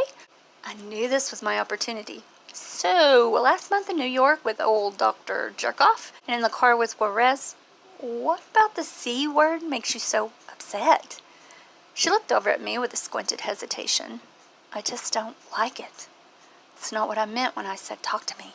I'm sorry, I didn't mean to pry. Usually when someone's extra sensitive about a certain subject, there's most likely a person or event behind it. Just wanted to see if venting about it would help you manage, but I won't pressure you. Subject changed. We pulled up to the facility and it was a pretty large compound. Not surprising considering they were responsible for all of the electricity in the area. If something were to happen to this place, the entire county would be left in total darkness. We walked up to our post, a CCTV station that was much more luxury than the basic heatless shacks most guards would be used to, located directly adjacent to the main grid and back gate. Hundreds of power transformers lined the hexagon-shaped lot. At each corner point was a large floodlight that shone directly into it. Apparently, they were finding these transformers ripped down right from the telephone pole by the tens recently all throughout the county. All in areas where some kind of violent crime occurred shortly thereafter. And when I say violent, I don't mean like someone got stabbed. No, vicious, barbaric crimes. People being torn apart in their own homes without a trace of evidence. To be honest, I'm shocked it wasn't major nationwide news. I'm guessing the local PD was doing a great job at covering up their lack of results in the case. Only the local public access news was reporting anything whatsoever. No one knew what this connection of the crimes and Transformers was, but it was this company's job to ensure it would be fixed and not happen again. We walked in and sat down in our leather chairs. I popped on a small TV in the corner and placed my pistol on the desk. I'd be calling home for the evening. After the Pisshead, the pirate incident, we decided all missions from now on were to be armed. Thank God. After about 45 minutes, a local news bulletin popped up where a story was breaking. This is Leslie, just at the end of the street where residents here and on the next street over, as well as Redacted Avenue, are at home in peril tonight after yet another series of transformers were removed in animalistic fashion from telephone poles. Police are urging all residents to keep their doors and windows locked at all times and do not attempt to make contact with anyone outside. We're doing our best to provide a temporary aid with the floodlights on our trucks, but unfortunately, it doesn't. Wait, what is that? Jeff, Turner! Then the feed cut to station logo before going back to the Twilight Zone episode on Prior. What the fuck? Marge didn't swear often, but at this moment, it was certainly warranted. What the fuck is right? Come on, let's go do a patrol. I'm thinking every half hour instead. We can't be too careful. She nodded and we headed out, splitting up as I took the left perimeter, her the right. The low hum from the giant grid provided an eerie soundtrack to the already incredibly tense situation. My pistol started to become damp from my clammy hands. I just knew something was severely wrong in this town. I continued my sweep along the back gate when from the adjacent highway I could see something standing there in the darkness.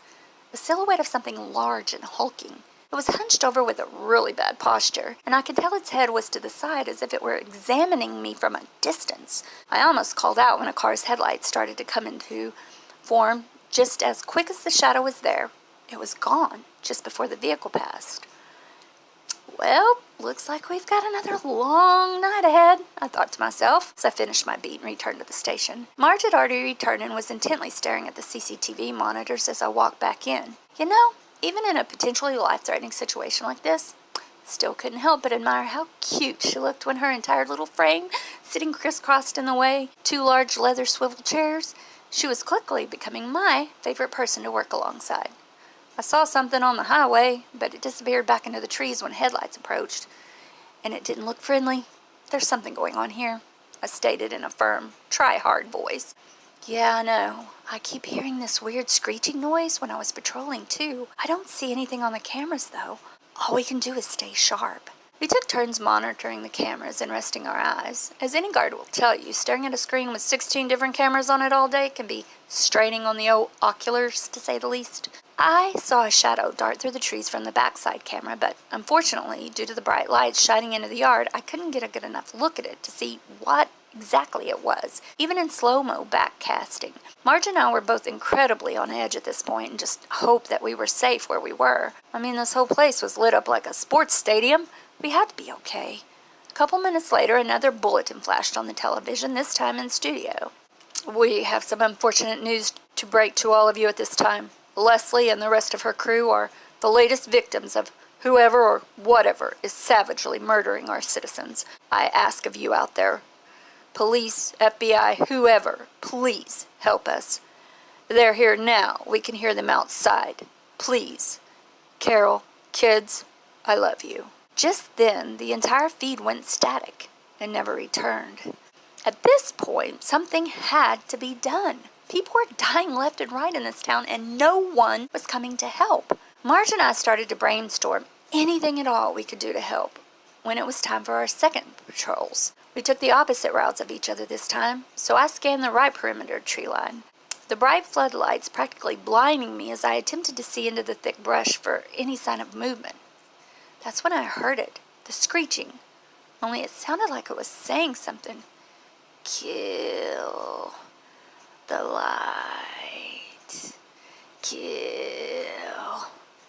I ran right up to the fence and cut my eyes. Once they adjusted, I was met with hundreds of pairs of glowing red eyes peering at me from the forest. They started to approach slowly, but not getting close enough to come fully into the light. They were pale as paper, small little slits for eyes and mouths that appeared to span their entire jawlines. It almost appeared as if someone had slit their throats and lined the wound with razor-sharp teeth. It was sickening, but also apparent at this time that these things had only one weakness, and that weakness was the one thing we were protecting. I sprinted back to the guard station and exhaustedly choked out to Marge, "Saw them!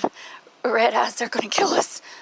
Okay, slow down, she replied in a soothing voice. How she was managing to keep her cool in a moment like this, I'll never know, but it definitely helped me come back to earth in that moment. I know, I saw it on the camera, and I have a plan. I took the next round by myself, walking right back up to where I saw the hundreds of pairs of eyes through the trees. My hand fell over my pistol as I pulled it out of the holster and fired 2 rounds into the air. That moment I saw the little red dots of evil slowly start to appear once again, seemingly all around me. What's the matter? You little pansies don't like a little light? You know, they say lack of exposure to sunlight can lead to heart disease and a plethora of other issues. Maybe you guys should try it sometime. Oh no? Come on, I'll even open up the gate for you. I backed up the back gate and took a few inviting steps back when in a single flash every one of the floodlights went out, leaving me in pitch darkness.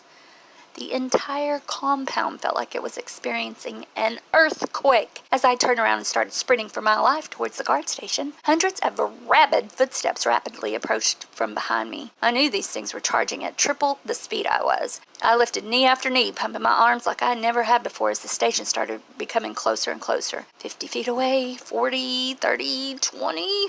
I thought to myself when I felt hot breath on the back of my neck and was knocked over by an inhumanly strong force. Something landed right on top of me, definitely crushing a rib or two. But just before we hit the ground, I called out, "Now!" The entire yard lit up in a luminescent LED glow, exposing the now possibly 1,000 creatures in the yard. A loud hissing enveloped the entire environment as the creatures dropped to the ground and started to smoke. I pushed the hulking torso off of me and stumbled backwards, taking in the sea of melting creatures in front of me. Their skin fell from their bones into almost a soup that started seeping into all the storm drains around the lot.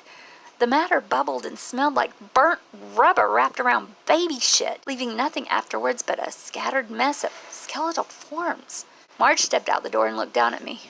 Luckily, you're the one who always ends up being covered in the monster goo. I rolled my eyes and gave her a small smirk before gingerly getting back to my feet. Yeah, just you wait. Your day's coming. We called in the building administration at Strader, and he arrived 15 minutes later with 3 police cars. One of the officers, an older gentleman with a rotund figure, took off his hat and proclaimed, "Well, this is just the craziest thing I've ever seen. Thank you both, truthfully. We didn't have a clue how to stop these things. You may have just saved an entire county's worth of citizens." Marge and I both shrugged it off, and she replied, "All in a day's work, sir." We made our way back to the station and finished out our night's shift, which was much easier now that the army of darkness, sorry, I left pop culture horror references, was out of the picture. Our company actually held that contract up until the end of summer when they decided there was no need to pay security anymore. The threat had been eliminated and not a peep had been heard for months. Ken joked with me afterwards that I should have just kept 2 of them alive, just enough to restart the population and ensure they'd always need us. Ken? A real humanitarian. About halfway through our trip back, Marge spoke up. "You know, I wanted to be the one who played bait there. You didn't have to. It was very brave of you, though, so thanks." No worries. I wasn't going to let a friend put themselves in danger over me. I guess that's just the kind of guy I am. Either really nice or really stupid or both." She chuckled and looked out the window for a long pause before starting to explain in a soft voice. "My mom and dad used to fight constantly when I was a kid. Like, really bad. My mom had a lot of horrible mental health issues, and my dad wasn't great at dealing with them sometimes. He tried his hardest, he really did, but he just didn't understand sometimes, and it would explode from there. One night when I was 6, my mom woke me up and said we're going for a ride and packed me into her car. I could hear thumping in the trunk, but she looked back and said, 'Just go to sleep, honey, we'll be there soon.' I pretended to sleep, but I didn't. She stopped somewhere on the side of the road with a super steep drop opposite the guardrail and got out to pop the trunk. When she did, I could hear my dad yelling, 'Crazy bitch, you're crazy, get off of me, no!' One gunshot, and then the sound of his body dragging across the pavement before she picked it up and just barely got it off the side of the cliff. I pretended to be asleep when she got back in the car, and she brought us to this flea bag motel a few towns over.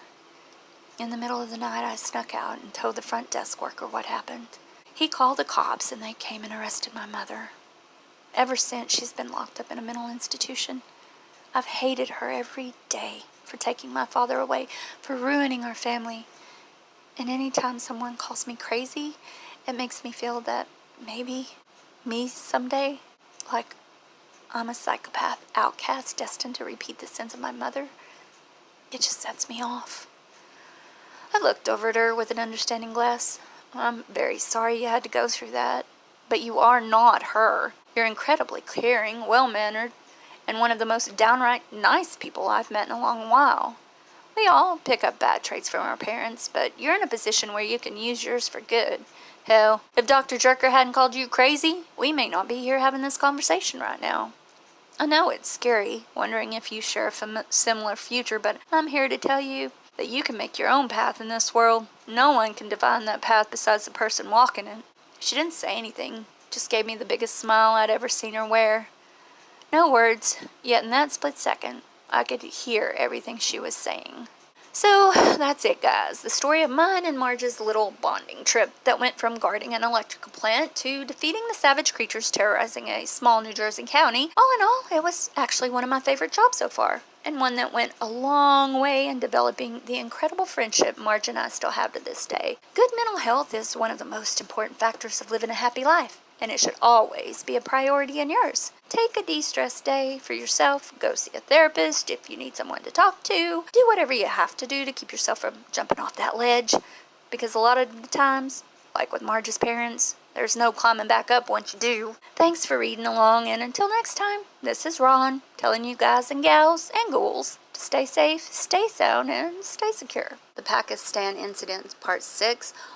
Hey everyone. So my absence in the past few days can be explained due to a multitude of reasons. First and foremost, Juarez went missing. Now, before you get all worried, don't. We found him on our own search. He was camped out in his ex-wife's bushes with a pair of binoculars and face paint in full camo. I believe his exact explanation was, "That motherfucker isn't good enough for her, I'm telling ya." The motherfucker he was referring to was the same police officer he had shot for making a pass on his wife years prior. They had gotten together shortly after Juarez was fired from the force, which I'm guessing only added to his weight gain. The other reason, though, is that I went back and forth more than once on whether or not I was even going to share this. It's not a case story per se, but it's definitely one that was probably the driving force in our company even being started. Do you guys remember the Pakistan incident I mentioned in my first post? The one that scarred Ken for life and killed Mike? Or so we thought. Well, I feel at this point I should share it with you all. It'll give you some good insight into what helped Ken become the man he is today, as well as shed some light as to why it's so insane Mike is with us today. The year was 1978. Ken and his team of brothers-in-arms were dispatched on a mission by President Jimmy Carter himself to investigate potentially threatening research done by a terrorist group in Pakistan. They were a private unit apparently, so much so that Ken hasn't even told us the name of it. Nonetheless, it was a 5-man unit. Guess that's another reason why Ken hired me as well. Units of 5 is where he was comfortable. It was Ken, Mike, a guy called Squints, because you guessed it, he squinted a lot, Marco, and Siobhan. They got into their chopper, and the president was waiting for them with a stern look. "Gentlemen, what you're about to do is top secret and very dangerous. This base has been apparently doing some experiments underground, and from what our sensors can tell, the amount of EMF radiating from this facility is unlike levels ever produced. They could be producing nuclear weapons unlike anything we've ever seen, or something even worse. This will be a very dangerous mission, which is why I'm confident in knowing our best men are on the job. Godspeed, soldiers." After the president left the plane, the soldiers all took a moment of silence to soak in the severity of the situation. When after a moment Ken handed Mike a present. "I know this probably isn't the way you wanted to spend your birthday, brother, but I got you something anyway." Mike took the gift and opened it. It was an expensive gold watch with an engraving on the back that read, "Brothers in Arms, in this life and every other," before replying, "You know, Ken, man, I can say with full confidence that there's nowhere else I'd rather be. Now let's go ice these bastards and see what they're up to." They exchanged a firm look and gripped hands, knowing wherever they were going, they were all going in together. The drop point was about 1.5 miles from the underground entrance of the facility itself. They arrived at just past midnight. The entrance was a steel door planted right in the ground, covered with dirt that only opened when a pressure point was triggered by someone in a specific vehicle that had access. It led down a steep ramp into the facility parking area, and the only way their team would be able to get in was by sneaking through during someone else's entrance. Luckily, to prevent any kind of detection or suspicion, there was no outside security presence. Apparently, the group who was using this facility worked on an alternating schedule to throw off any potential intruders. Luckily, we had been studying their patterns for months now and knew that 10 minutes from now, a convoy of 2 smaller-sized pickup trucks would be entering the facility, and 60 seconds later, 2 more would be exiting. Their best guess was that this was some kind of shift change.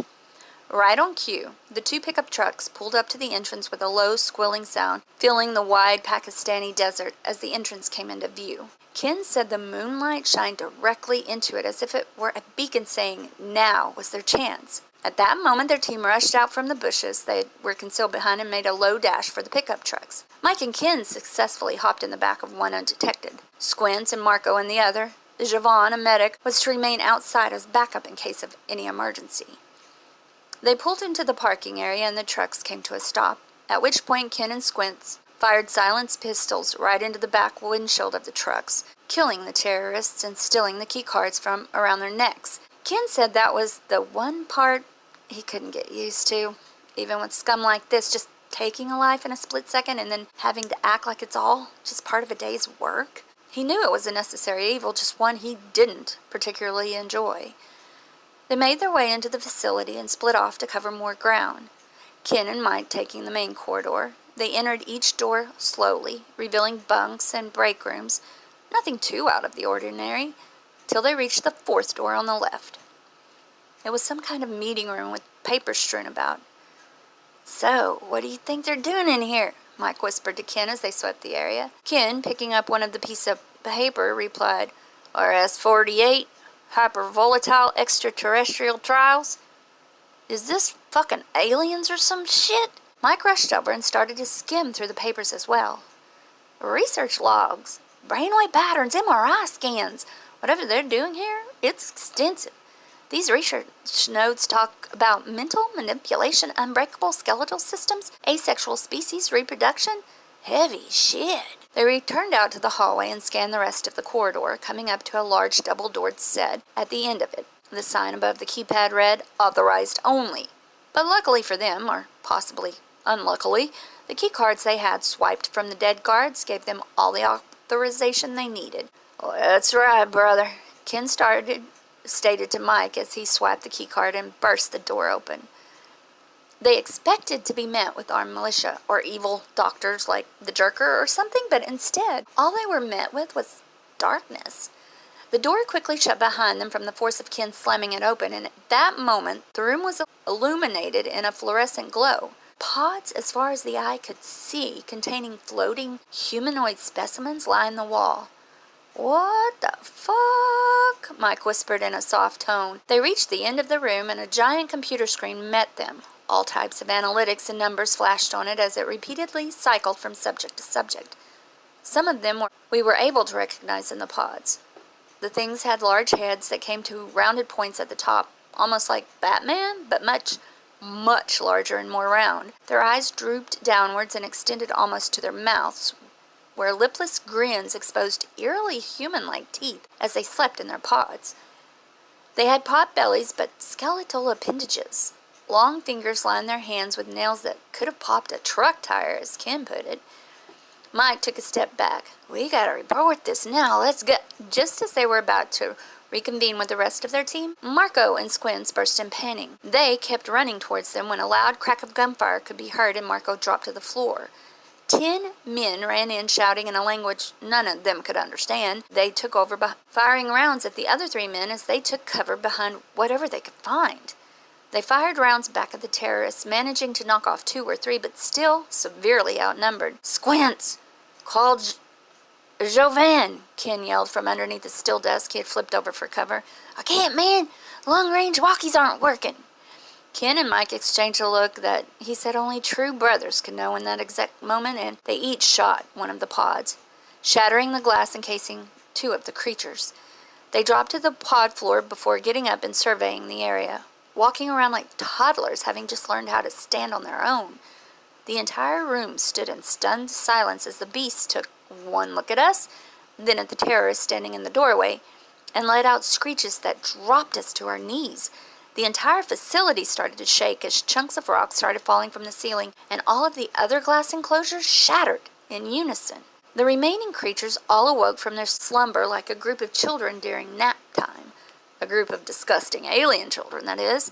They all let out similar shrieks and charged the terrorist, whose attempt at escape was positively all for naught. The creatures started mounting the men, biting into them and ripping them apart piece by piece, shrieking with a horrifying satisfaction as the facility shook a bit more. "Come on, we gotta go. This place is gonna crumble from the inside," Kid screamed as he picked up Marco's body, and he, Mike, and Squints took off towards the door. The creatures were all too preoccupied feasting on the already scarce remains of the terrorist as the men burst back through the door. Pieces of ceiling continued to fall all around them as they squinted towards the parking area. The vehicles were in plain sight. They were almost out, when around Ken a large crash knocked him off his feet as he dropped Marco. He lay there for a moment before being brought back to reality by blood-curdling screams. A gigantic piece of the ceiling had fallen directly on top of Mike, crushing him entirely. All that stuck out from the debris was Mike's forearm, the one wearing the watch Ken had given him for his birthday not 3 hours prior. Squints had also been severely injured, the rock striking his arm on the way down, pinning him underneath it. Ken had to put every feeling of loss he had for Mike in the back of his mind, knowing he still had one brother to save. The rock was entirely too big to lift, and even if it wasn't, Ken said even what he experienced next would have been better than having to see Mike's body after being positively mangled. "Squints, I'm sorry, but we're going to have to amputate. It's the only way." Kim pulled out a large hunting knife from his sheath before grabbing a tourniquet from his vest. He tied it around Squint's arm. "You're going to be okay, brother. I'm going to get you out of here. Just try to stay still. I'm sorry." He began to cut into Squint's arm, just below where the tourniquet was tied. Ken told us those screams have kept him awake every single night since, and I don't think there's a person on earth who would blame him. After about a minute, Squints passed out from the shock, which made the job much easier for Ken to finish before unstrapping all his gear, removing his shirt, and wrapping it around the wound. Ken looked down for a moment at Mike's arm, and in an instant ripped the watch off of it. He didn't want all of Mike to be buried there. He propped up Squints on his shoulder, tossing him and Marco's corpse in the bed of the truck, before peeling out as the entire facility was now all but entirely caved in around them. He said it was like something out of a movie, driving towards the exit full force as the dust and dirt flew around him. If the trucks hadn't been fit with automatic sensors to open that door, we most likely wouldn't even be having this conversation right now. They plunged through the underground opening and caught air before landing on two wheels and turning over to one side. Jovan sprinted towards their side and tried pulling Ken from the wreckage. "Not me! Squints, now!" Jovan looked in the back and gasped when he saw the condition Squints was in, but instantly radioed back in for an evac and started going to work to stop the immense bleeding from the wound. Somehow, some way, Squints made it out of that endeavor and lived about another 20 years after that, before succumbing to a heart attack. He still only made it to 44, but hell, I'd take a heart attack at 44 over blood loss from getting your fucking arm cut off at 24. Ken never fully recovered from this event either. The image of Mike's lifeless arm beneath that rubble haunted him for years. Until Mike showed back up on his doorstep, that is. How someone can go from being entirely crushed under a stone tomb to 40 years later being in pristine condition and having not aged a day since is beyond me, but I don't question anything anymore. Mike's done nothing but good by us in all my time of knowing him. So, that's the Pakistan incident. Hopefully Ken doesn't somehow see this posted one day because he'll probably fire me. So mum's the word, y'all. I just figured y'all deserved to know, though. After being on this ride with me so far, I deemed you all trustworthy enough to be in our little company secret. Our next story will once again go back to my earlier days on the force. Sorry, I just love saying that. Following my job with Marge. I was assigned a solo gig up in Massachusetts that I'm just dying to tell you guys. Until then, Once again, this is Ron telling you all to stay safe, stay sound, and stay secure.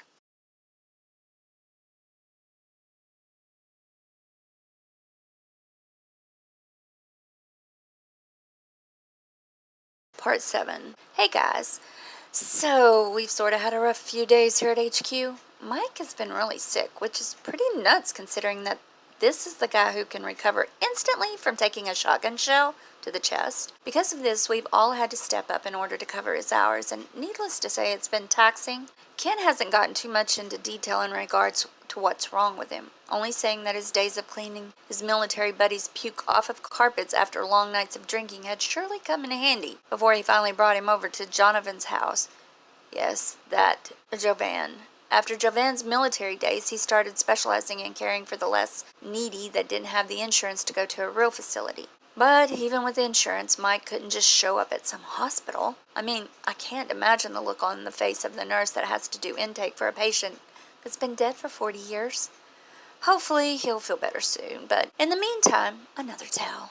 This one comes from the great state of Massachusetts. It was actually my first solo job, so I was super eager to take it on head on. Of course, knowing my luck, I shouldn't have been surprised when it all went to hell in a handbasket pretty quick. So go grab a cold one from the fridge, get comfy, and enjoy. March 28th of 2018. Massachusetts, a house.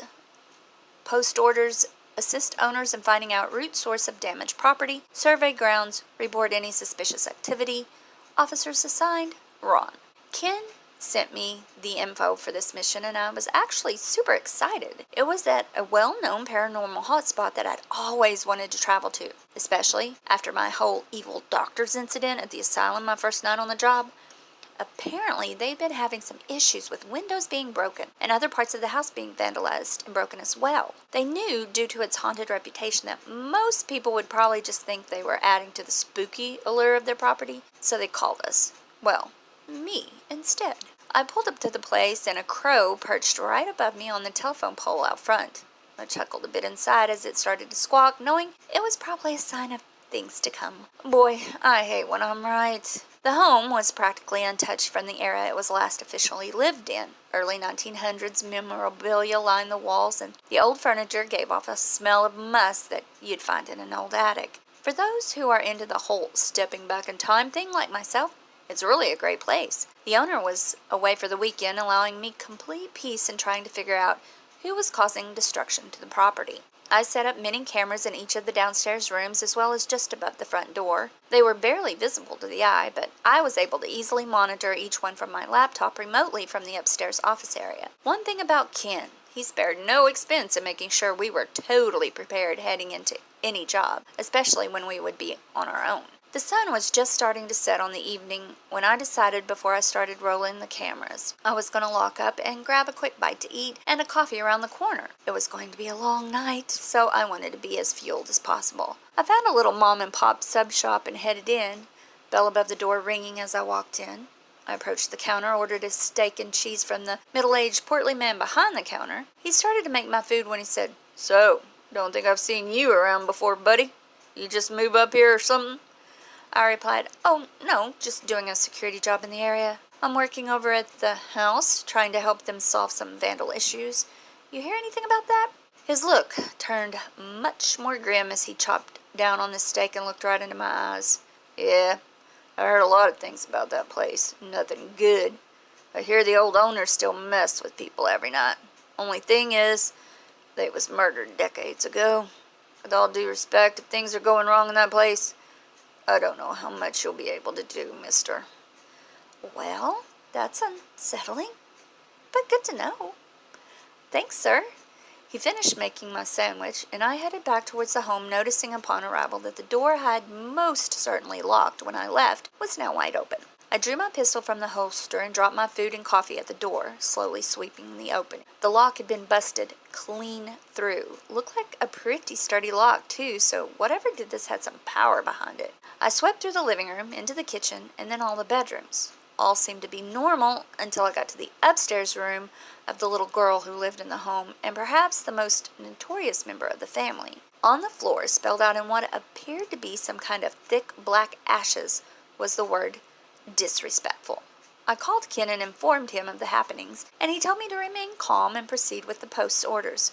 This wasn't my first rodeo, so I respected Ken's faith in me to finish the job. I shut the door and made my way upstairs to the study, opening my laptop on the large oak desk and activating the surveillance cameras to see if there was any further activity. I kept hearing random knocks and what I thought to be footsteps outside the door, but any time I would venture out into the hallway to investigate, I would be met with the same thing every time. Nothing. It also got super cold from time to time, with no source of a draft in sight. The old telltale signs of a ghost that I always thought were pure bullshit were now starting to set me slightly on edge. Ring, ring. I almost jumped out of my seat as the old phone next to me started to ring. I didn't even think the thing was hooked up anymore, but I hesitantly picked it up. Hello? I probably should have answered in a more professional fashion, but I'll admit in this moment I was totally thrown off and more than a little spooked. You are disrespectful. You will die. Then a click and a dial tone. Once the chills stopped coursing through my body, I was able to realize that the voice was of an older woman. It wasn't so much a whisper as it was a pure hiss.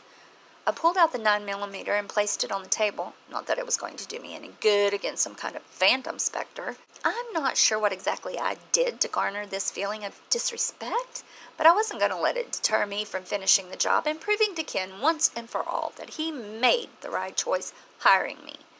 I took a long swig of my coffee and a couple of hits from my electric cigarette. Vape life, bro. Just kidding. I just don't want to smoke cigarettes anymore. Those things will kill you, you know? To settle down before returning to my desk and scanning over the laptop monitor feed. When I sat down and looked into the first camera view, my stomach dropped. On the outside of the windows in the living room, all three of them, were silhouettes of women. They appeared to be dressed in some kind of old formal gowns with large hairdos. That was about as much as I could make out behind the white curtains. I swallowed every ounce of fear inside of me and bolted out the door and down the steps, aiming my pistol before I even got to the living room. Stop right...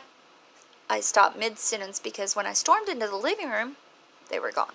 It was like whatever this thing was, it was playing tricks on me, toying with me, while all I could do is sit around and wait for it to happen again.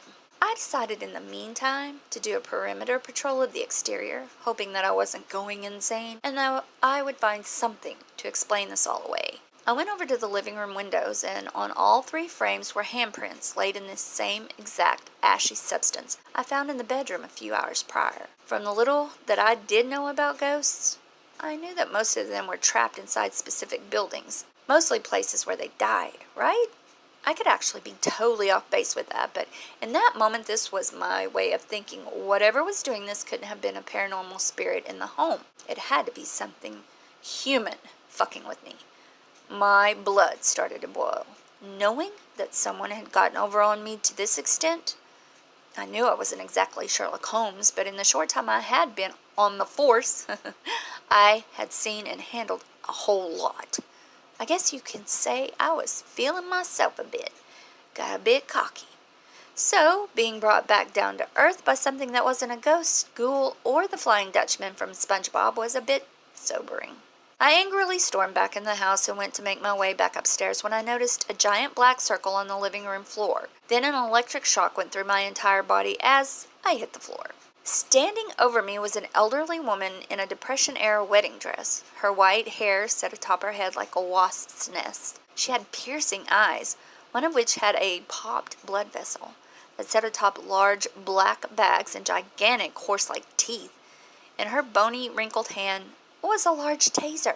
Sisters, the sacrifice is ready. He will pay for his disrespect. Two other women who were exactly identical to the first, minus the blood vessel, walked out from the kitchen area wielding large butcher knives. They walked over in a way that almost seemed as if they were floating due to the long length of the dresses, each of them grabbing one of my arms and dragging me into the middle of the circle of ashes. I could barely form a thought thanks to the 1,000 volts of electricity I had just received. Who the fuck are you? First woman looked down at me and smiled. We are the ones that are going to free this house from the chains it's under. The evil that has conspired within these walls is something to marvel, yet it's being held hostage and dampened, locked away, and for what? So little children and their mommies can come and mock, play pretend ghost hunter, and take pictures of dust. No more. She tased me again, and all of my extremities went numb. I was totally helpless to what they had planned. One of the other sisters chimed in. The spilled blood of a man is what made this place evil, and it is the only thing that can make it so again. Now is that time. She stepped forward and slammed the butcher knife down towards my head, but somehow I was just able to lift my forearm in an act of desperation. The knife cut through my arm and into the bone, the flesh splitting like a filleted chicken breast. The pain coursed through my body, jolting me back into the real world as one of the other sisters lit the circle around me on fire. I rolled out of the circle and continued to do so until the small flame on my jacket was extinguished. The third sister replied, "Let him bleed out. We have the blood that we need." They started speaking in some kind of language that I'm guessing was Latin, or perhaps some witchy dialect I'm totally not privy to. Either way, the flames grew bigger and bigger and turned an unsettling shade of red. A hand reached up from what I'm assuming was a portal in the floor. It was decayed and skeletal and reeked of rotten meat. It slammed down on the ground into the fire with a clink. When I realized it was holding a butcher's knife similar to the one the sisters were wielding. "She is here! Rise, my queen!" The first sister exclaimed with joy as the flames got taller and taller. At this point, I was starting to lose a lot of blood. My vision was blurring and I started to slip away. The darkness started to win. My thoughts became less and less when the first door burst open and 3 shadows burst in. A white snow enveloped the room, and the last thing I heard was, "Aw, Suki, Suki," before I blacked out. I just barely remember being loaded into a bed and wheeled out of the house into an ambulance before fading out again. When I came to, I was met with a beeping noise and Juarez at my bedside, picking his nose and eating it. When he looked over at me and saw I was staring at him, he jumped. "Oh, hey, bro. Guys, he's awake." Ken and Mike made their way into the room, and I instantly realized who was responsible for the "Aw, Suki, Suki" line. "Hey, Ron, man. Glad you're okay. Things just wouldn't jive the same without you," Mike said as he awkwardly reached down to hug me, putting all of his pressure on my wounded arm as I yelped out in pain. "Okay, Mike, maybe that's enough now, bud," Ken stated as Mike gave me an apologetic look and backed up. Ken came and pulled up the chair on the opposite side of me. "So, if it wasn't obvious you're in the hospital, those women who cut you up and shocked your nuts are called the Constantine sisters. They were well known in the area for performing all kinds of rituals on supposedly haunted places, but there was never any evidence to actually lock them up before. Police thought it was just some harmless mumbo-jumbo, but obviously tonight proved that wasn't the case. I had a bad feeling when you called me earlier, so we came as backup. Once we saw through the window what was going on, we fire extinguished their asses and the portal closed before they could finish their ritual. Police took them into custody after we took them down and tied them up." "Yeah, man. Felt kind of weird punching a granny, though," exclaimed Juarez, seemingly done with his feast. Ken sighed before a long pause. "I'm proud of you, kid." I looked back at him and replied, "Proud? For what? I almost got killed tonight and allowed a demon or some shit to be summoned into the world. I failed." Yeah, you did. But I know once you're healed up, you'll be back at work ready for your next job. That's why I'm proud of you. We all fail once in a while, hell, even I do." At this moment, Kim paused again for a long moment before opening up and telling me the story of the Pakistan incident from my prior post, not without a few tears in the process. He ended it with, "So you see, we all get knocked down, kid, but as long as you always get back up afterwards, you got nothing to regret when the day finally comes that you don't. I'm glad you're on my team." You see, it could have been the taser shots frazzling up my brain, or the amount of blood I'd lost. But as I was being wheeled out of the house on the gurney, I looked up, and in the bedroom window was a shadow silhouette. It was shorter, almost childlike, and also appeared to be wearing a dress. It started waving at me with a large object in its hands, and then its eyes started to glow red, and I was just able to make out a grin as the window went out of view, the ambulance door slamming behind us. So, that's the story of my first solo mission. Needless to say, it was quite the doozy. Luckily, I was able to get a few weeks off for it, and the previously mentioned bonus, I used that time to heal up and then take a little vacation to the Catskills, where things, of course, didn't go according to plan per usual. maybe I'll share that story sometime. Let me know if you guys would like to hear it down the line. With Mike being this sick, I can see now how much that time off probably took a toll on my brothers and sister on the force, so I appreciated it much more. So, guys, I was going to end this story with the usual happy-go-lucky sign-off, but I have something serious to report to all of you that I just got word of while finishing up this post. Ken is missing. Not like whereas in the bush is missing. That's not Ken's style at all. We had different in-office hours this week, so for the past couple of days, I hadn't even noticed we didn't speak. Marge just called me freaking out saying that he hadn't answered any of her calls or texts for 2 days. And when she got to his house, the door was kicked down and the place was torn apart. Ken's truck was in the driveway, but he was nowhere to be found. I'm going to close up HQ early and head over there to meet Marge and the cops. I'll keep you all posted as soon as I can. This is Ron, begging you all to please stay safe, stay sound, and stay secure. Part 8. Hey guys, sorry for taking a few weeks to update you guys on the situation involving Ken. I'm even more sorry to have to share the unfortunate news with all of you that this will be my last post for a while. After the story I'm about to tell all of you, you'll understand why. I promise. Last I left off, after writing my recounting of the time my arm was turned into a cold cut by the Hocus Pocus knockoffs, I had just gotten word Ken was missing. I immediately closed up HQ and drove over to Ken's house, noticing the squad car in the driveway wasn't from one of our local officers. When I walked in, the entire place had been totally ransacked. Cushions cut open, cabinets emptied, personal belongings scattered all across the floor. I walked into Ken's back room, or man cave as he likes to call it, and found Marge standing there with 3 police officers. To be honest, I was surprised at first that they were allowing her to remain inside the crime scene. I swiftly made my way through the threshold of the door and asked, "So, what's going on here? Do we have any idea who could have taken Ken or why?" "Not yet," replied Marge. "These officers don't seem to care much at all either. All they wanted to know was how quick you could get down here to answer their questions." I looked over at the 3 officers, one of which was looking at me with a menacing side eye, very quietly speaking into his radio. Now, in retrospect, in this moment, I could have been totally wrong. These officers really could have just been inexperienced enough to let Marge contaminate the crime scene, and maybe they did just want to ask me some questions, but every alarm in my head was going off. And I'm just glad all those months of being a guard and building my keen observation skills paid off right then and there. Had I been wrong, I would be in jail right now. "Hey, Marge, were these cops already here when you showed up?" I asked. Yeah. It looked like they'd already started canvassing the scene." All 3 of them gave me a death stare that confirmed my suspicions.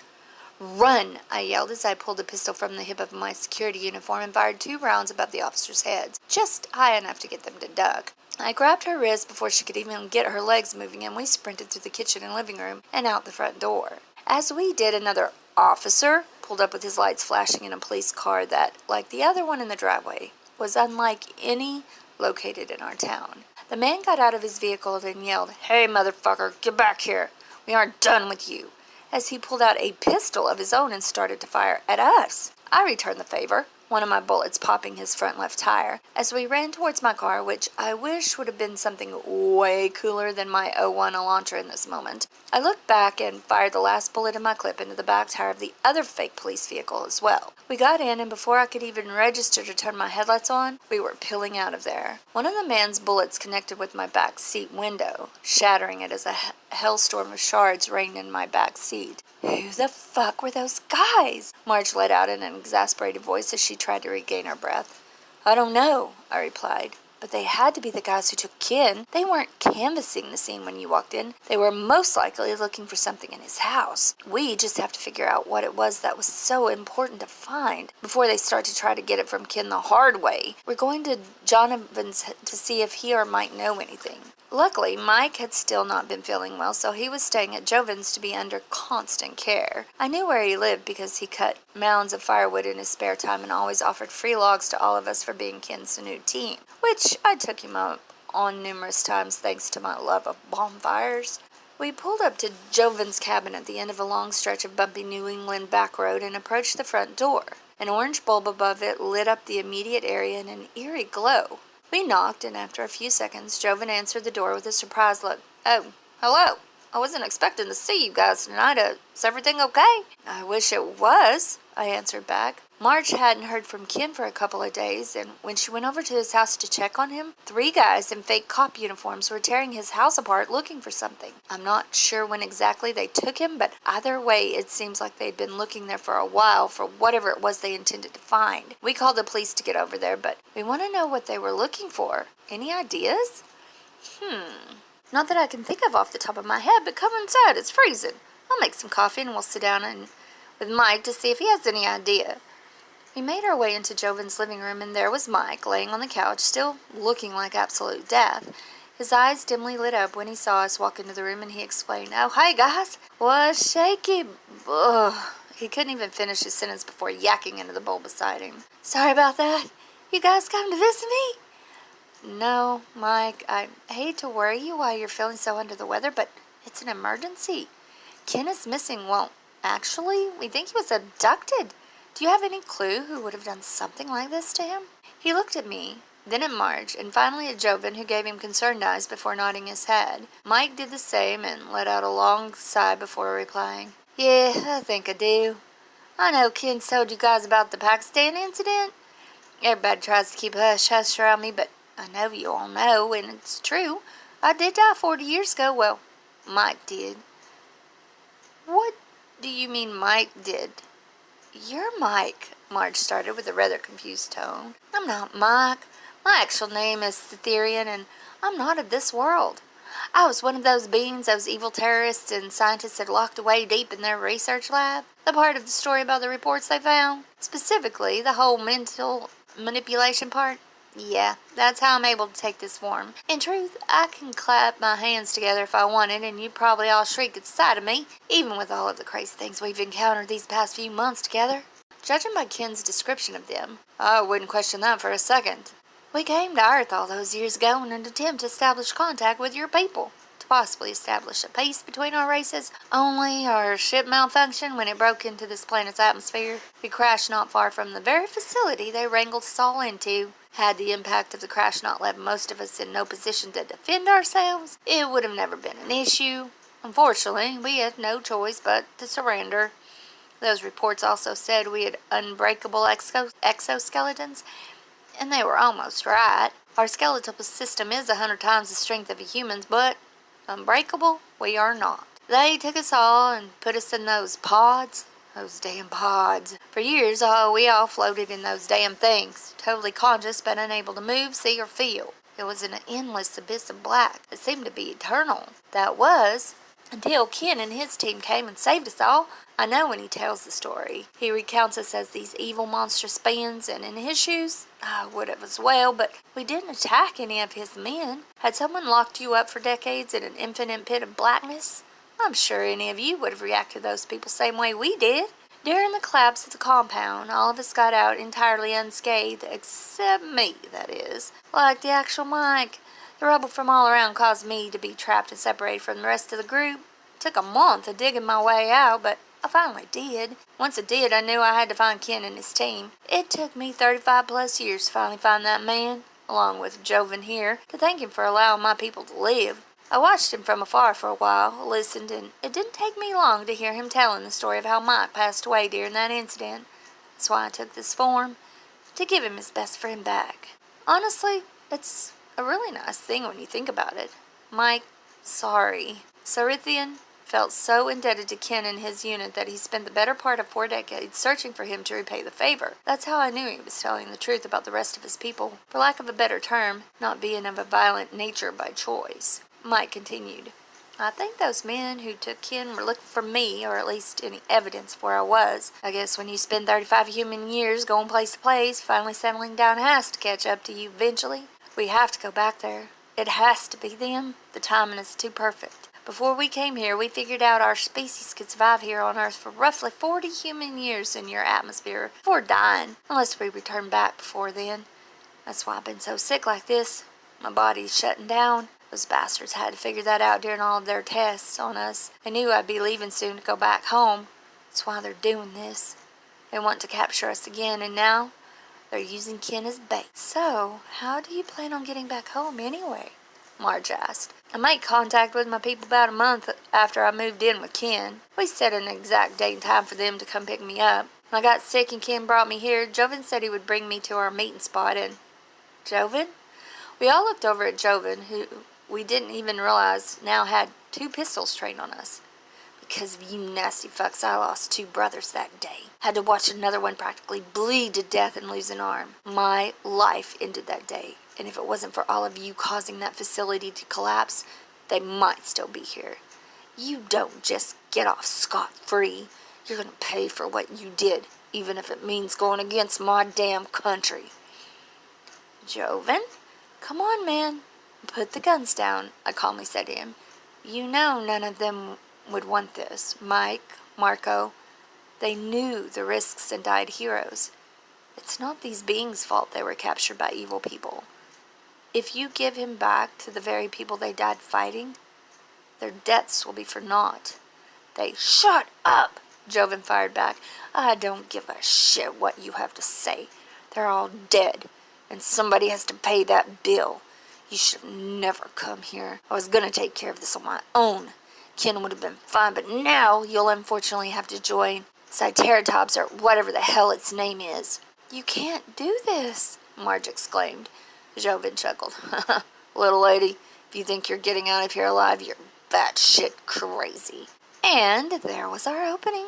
Marge's expression turned from one of fear and doubt to one of pure anger and rage as she whipped her purse upwards by the strap, smacking Joven's hands as he fired both pistols wildly, one of them going through the ceiling, the other right into Cytherean's side as he let out a pained moan. It was the first time I had seen the artist formerly known as Mike show an actual reaction to pain.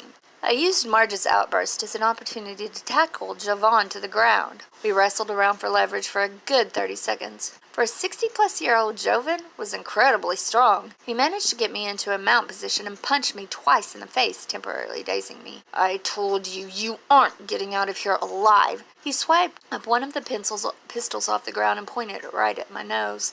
I closed my eyes, not wanting to be one of those people who dies with their eyes open with a look of paralyzed shock as the gunshot rang through the entire cabin. Everything went quiet. Pure blackness was all around me, but I realized I was still conscious.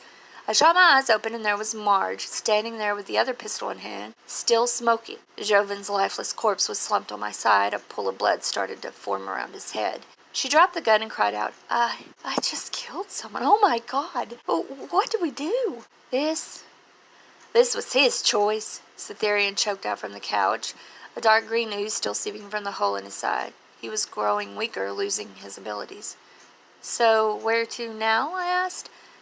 State Park right down the road from Ken's. There's a clearing about half a mile in where my people could land safely. I'm sure those bastards know about it by now, thanks to the pile of brains staining the carpet over there. As I'm sure you can tell, this is going to be dangerous. Probably more so than any of our jobs we've worked together. You two sure you want to do this? Marge and I nodded and exchanged determined glances.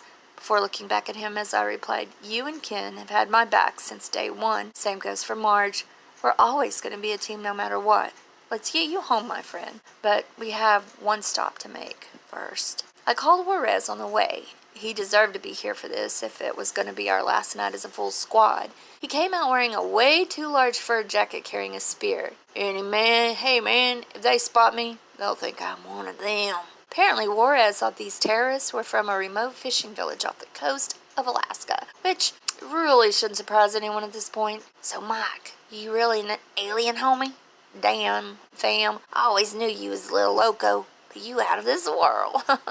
Mike smiled, obviously still in a lot of pain. You know, Juarez, I think I may miss you most of all. We pulled up to the entrance of the state forest and everything was quiet. Far too quiet. Not a car in sight or a peep to be heard for miles. We all got out of my car, myself and Juarez, each taking Cytherean under one of our arms to help him walk towards the meeting point. Just a bit further. He just managed to choke out through short breaths. We came into a large clearing and laid him down. His body as cold as an ice box by this point. We all knew he wasn't much longer for this world. We waited in the darkness for a moment, the cricket symphony cutting through the crisp night air like butter. Cytherean whispered in a low tone, "They're close." As he said this, a small glimmer in the sky, not much bigger than a star, started to approach closer and closer. It was moving at an incredible speed, and to the naked eye would probably just be passed off as a shooting star. As it got closer, we could just make out purple and orange lights radiating from the bottom of the vessel. We picked Cytherean back up and started to walk into the center of the clearing when from all around us bright lights illuminated the entire forest, blinding us. "Stop right there!" A voice from behind the massive wall of illumination as many shadows started to make their way towards us. When my vision finally came to, I was able to make out that one of the shapes was Ken, who had 5 assault rifles trained on him. Armed soldiers flanked him as a clean-cut, younger Middle Eastern man stepped out from behind them. "My name is Jeffrey Minton, and I must thank you for bringing our specimen back to us. Really, my grandfather dedicated his life to researching the likes of this worthless piece of crap. The day they all escaped, he died. Since then, it was my father's mission and now mine to complete his work. Thanks to you fine people, now we can do that. So please, drop him and step aside before you all end up in the ground." "Please," Rez screamed, "Hey, fuh," before being cut off by Cytherean. "Do as he says. You've all done enough for me. I won't let you die, too." We reluctantly placed him on the ground softly as Ken firmly bellowed, "You leave him the fuck alone. Your grandfather was evil. He tortured those poor beings. And for what?" Jeffrey laughed. "For what? For domination. Do you know what we could do with the DNA from these creatures? How we could revolutionize bioweapon, cure disease, even possibly reach immortality?" "Yeah, for you to sell and get rich off of," Ken shouted back. "Think of what you're doing here. You're trying to play God and make yourself richer at the same time. All you care about is lining your pockets, you fucking slime." "See it however you'd like, but now I tire of this. Kill him." A large crack of gunfire went off as Ken's body filled with multiple holes. He dropped to the ground. "No!" Cytherean bellowed from the ground in a high-pitched squeal that pierced the ears of all of us in the area. The soldiers dropped their rifles to cover their ears as the one inhuman scream became 2, then 3, then dozens from all around us. "They're here! Fire!" Jeffrey shouted as soldiers picked up their guns and started wildly firing into the forest. We all dropped to the ground. I covered Cytherean as the screams from other soldiers could be heard from the forest, the blinding light still preventing us from seeing too far. That is, until a massive creature leapt toward us, landing on top of one of the soldiers and taking a giant bite right into his shoulder, ripping it clean out of the socket. The other soldiers continued to fire as more creatures started galloping from behind the tree line, overpowering the terrorist forces by a wide margin. Jeffrey leapt on top of me, wrapping his arms around me and rolling me off the top of Cytherean. As he did, he reached into his belt, pulling out a large Bowie knife. He drove it right into Cytherean's leg, who cried out in agony as he warped back into the form of his true being, seemingly having lost his mental manipulation ability. I got up amidst the storm of automatic gunfire and horrifying shrieks and attempted to pull Jeffrey away. But as I did, he desperately made another cut into Cytherean's leg, afterwards digging his bare hand into the wound and pulling out a large chunk of meat. He kicked my hand away, got up from a practical sprinter's stance, taking off towards the thicket. Fall back now," he shouted with the still dripping flesh in his hand. I unholstered my weapon and started to fire in his direction, unfortunately to no avail. The large fluorescent lights all shut off in unison as the remaining soldiers ran for their lives into the night. The large craft that was making its way towards us was now directly overhead, casting an eerie purple glow over the entire forest in place of them. From all around us, the creatures made their way into view, growling and slowly approaching us like rabid dogs stalking a small animal. "Stand down, they're friends," Cytherean choked out. I ran over to Ken, who was still somehow barely alive despite bleeding at an alarming rate. He looked up at me with a complexion that was getting more blue by the moment. "Oh, kid, looks like this is the end of my road." I looked down at him with tears in my eyes, then back towards the other creatures looking on at us. Out of pure desperation, I called out, "Can't you save him, any of you?"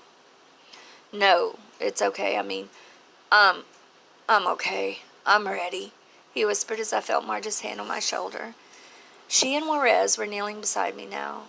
"I've lived on this earth for almost 70 years now. Seen enough for twice that. I'm ready to go see Mike now. Thank you, all of you, for giving the last years of my life as much meaning as any. And don't stop helping people. People need you." A shuffling sound could be heard in the grass beside us as Cytherean crawled towards Ken with the last ounces of effort in his body. "Ken, man, sorry I lied to you all these years. I just wanted to thank you somehow." Ken flopped his arm over with everything he had as his hand met Cytherean's. "I knew you weren't Mike. I always knew. I heard you talking to your people years ago. You became my friend, my brother. You don't apologize for nothing." He took one last look at us, smiled, and said, "I love," just like that. Ken was gone. The largest creature from the bunch approached us, picking up Cytherean and putting him over his shoulder. "I am sorry for your loss. He you call Ken was the reason we are all still here. Please allow us to entomb him on our planet. He will be preserved for all eternity. Statues will be made in his honor. It will be an honor 1,000,000 times that of your human burials, I assure." I looked at Marge and Juarez, who both nodded. I know you're probably thinking, who are they to make that kind of a decision? And to that I say, we were Ken's family. He had no more blood, and even if he did, I doubt they'd be even half as close as we all were. We wanted Ken to be remembered in the best way possible. Being given the hero treatment seemed just like that. The giant creature scooped up Ken's corpse and started to walk away when Cytherean choked out, "Wait." It stopped in its tracks as Cytherean continued, "Thank you, all of you, for being my friends. I'll never forget you, and I hope this isn't the last time our paths cross." Through teary eyes and sniffles, Juarez replied, "Amen. Once on the force, always on the force. This shit's for life, homie," before throwing up a peace sign to Cytherean. Cytherean smiled through the pain, returning the hand gesture. The creatures all made their way underneath the blanketing purple glow, where in an instant bright orange flash they were all gone, their ship zipping away in the blink of an eye. We all sat there for a moment, realizing the gravity of the situation we'd just experienced. Ken is dead, our other friend is gone, and now on top of mourning we have to figure out our future. Some stories don't have a happy ending, kids, and I wish I could say that wasn't the case for us. What I will say, though, is that this will not be the end forever. Ken was right. People need us, and if anyone deserved to have their legacy live on in their work, it was him. Marge and Juarez both decided I should take Ken's place at the top of the company, and who was I to say no? I love those two, and if they decided that I was most fit to lead them into whatever come next, I'm more than glad to. So now, we rebuild and we fight. We keep on the memory of a man who gave his all for the safety of others, and we make his dream even bigger than ever before. And now, I get to hire and train new guards for the most unique security position in the world. Learn how to run a small business from the financial side of things, and try to fill the shoes of the bravest man I ever knew. It won't be easy, but nothing in life worth having is. I want to truly, from the bottom of my heart, thank each and every one of you who took the time to read these tales. I enjoyed sharing them with you so much, and one day when things return back to some relative normalcy, I'll pick up for all of you. But for now, this is your favorite security officer, Ron, not saying goodbye, but see you later. And of course, stay safe, stay sound, and stay secure.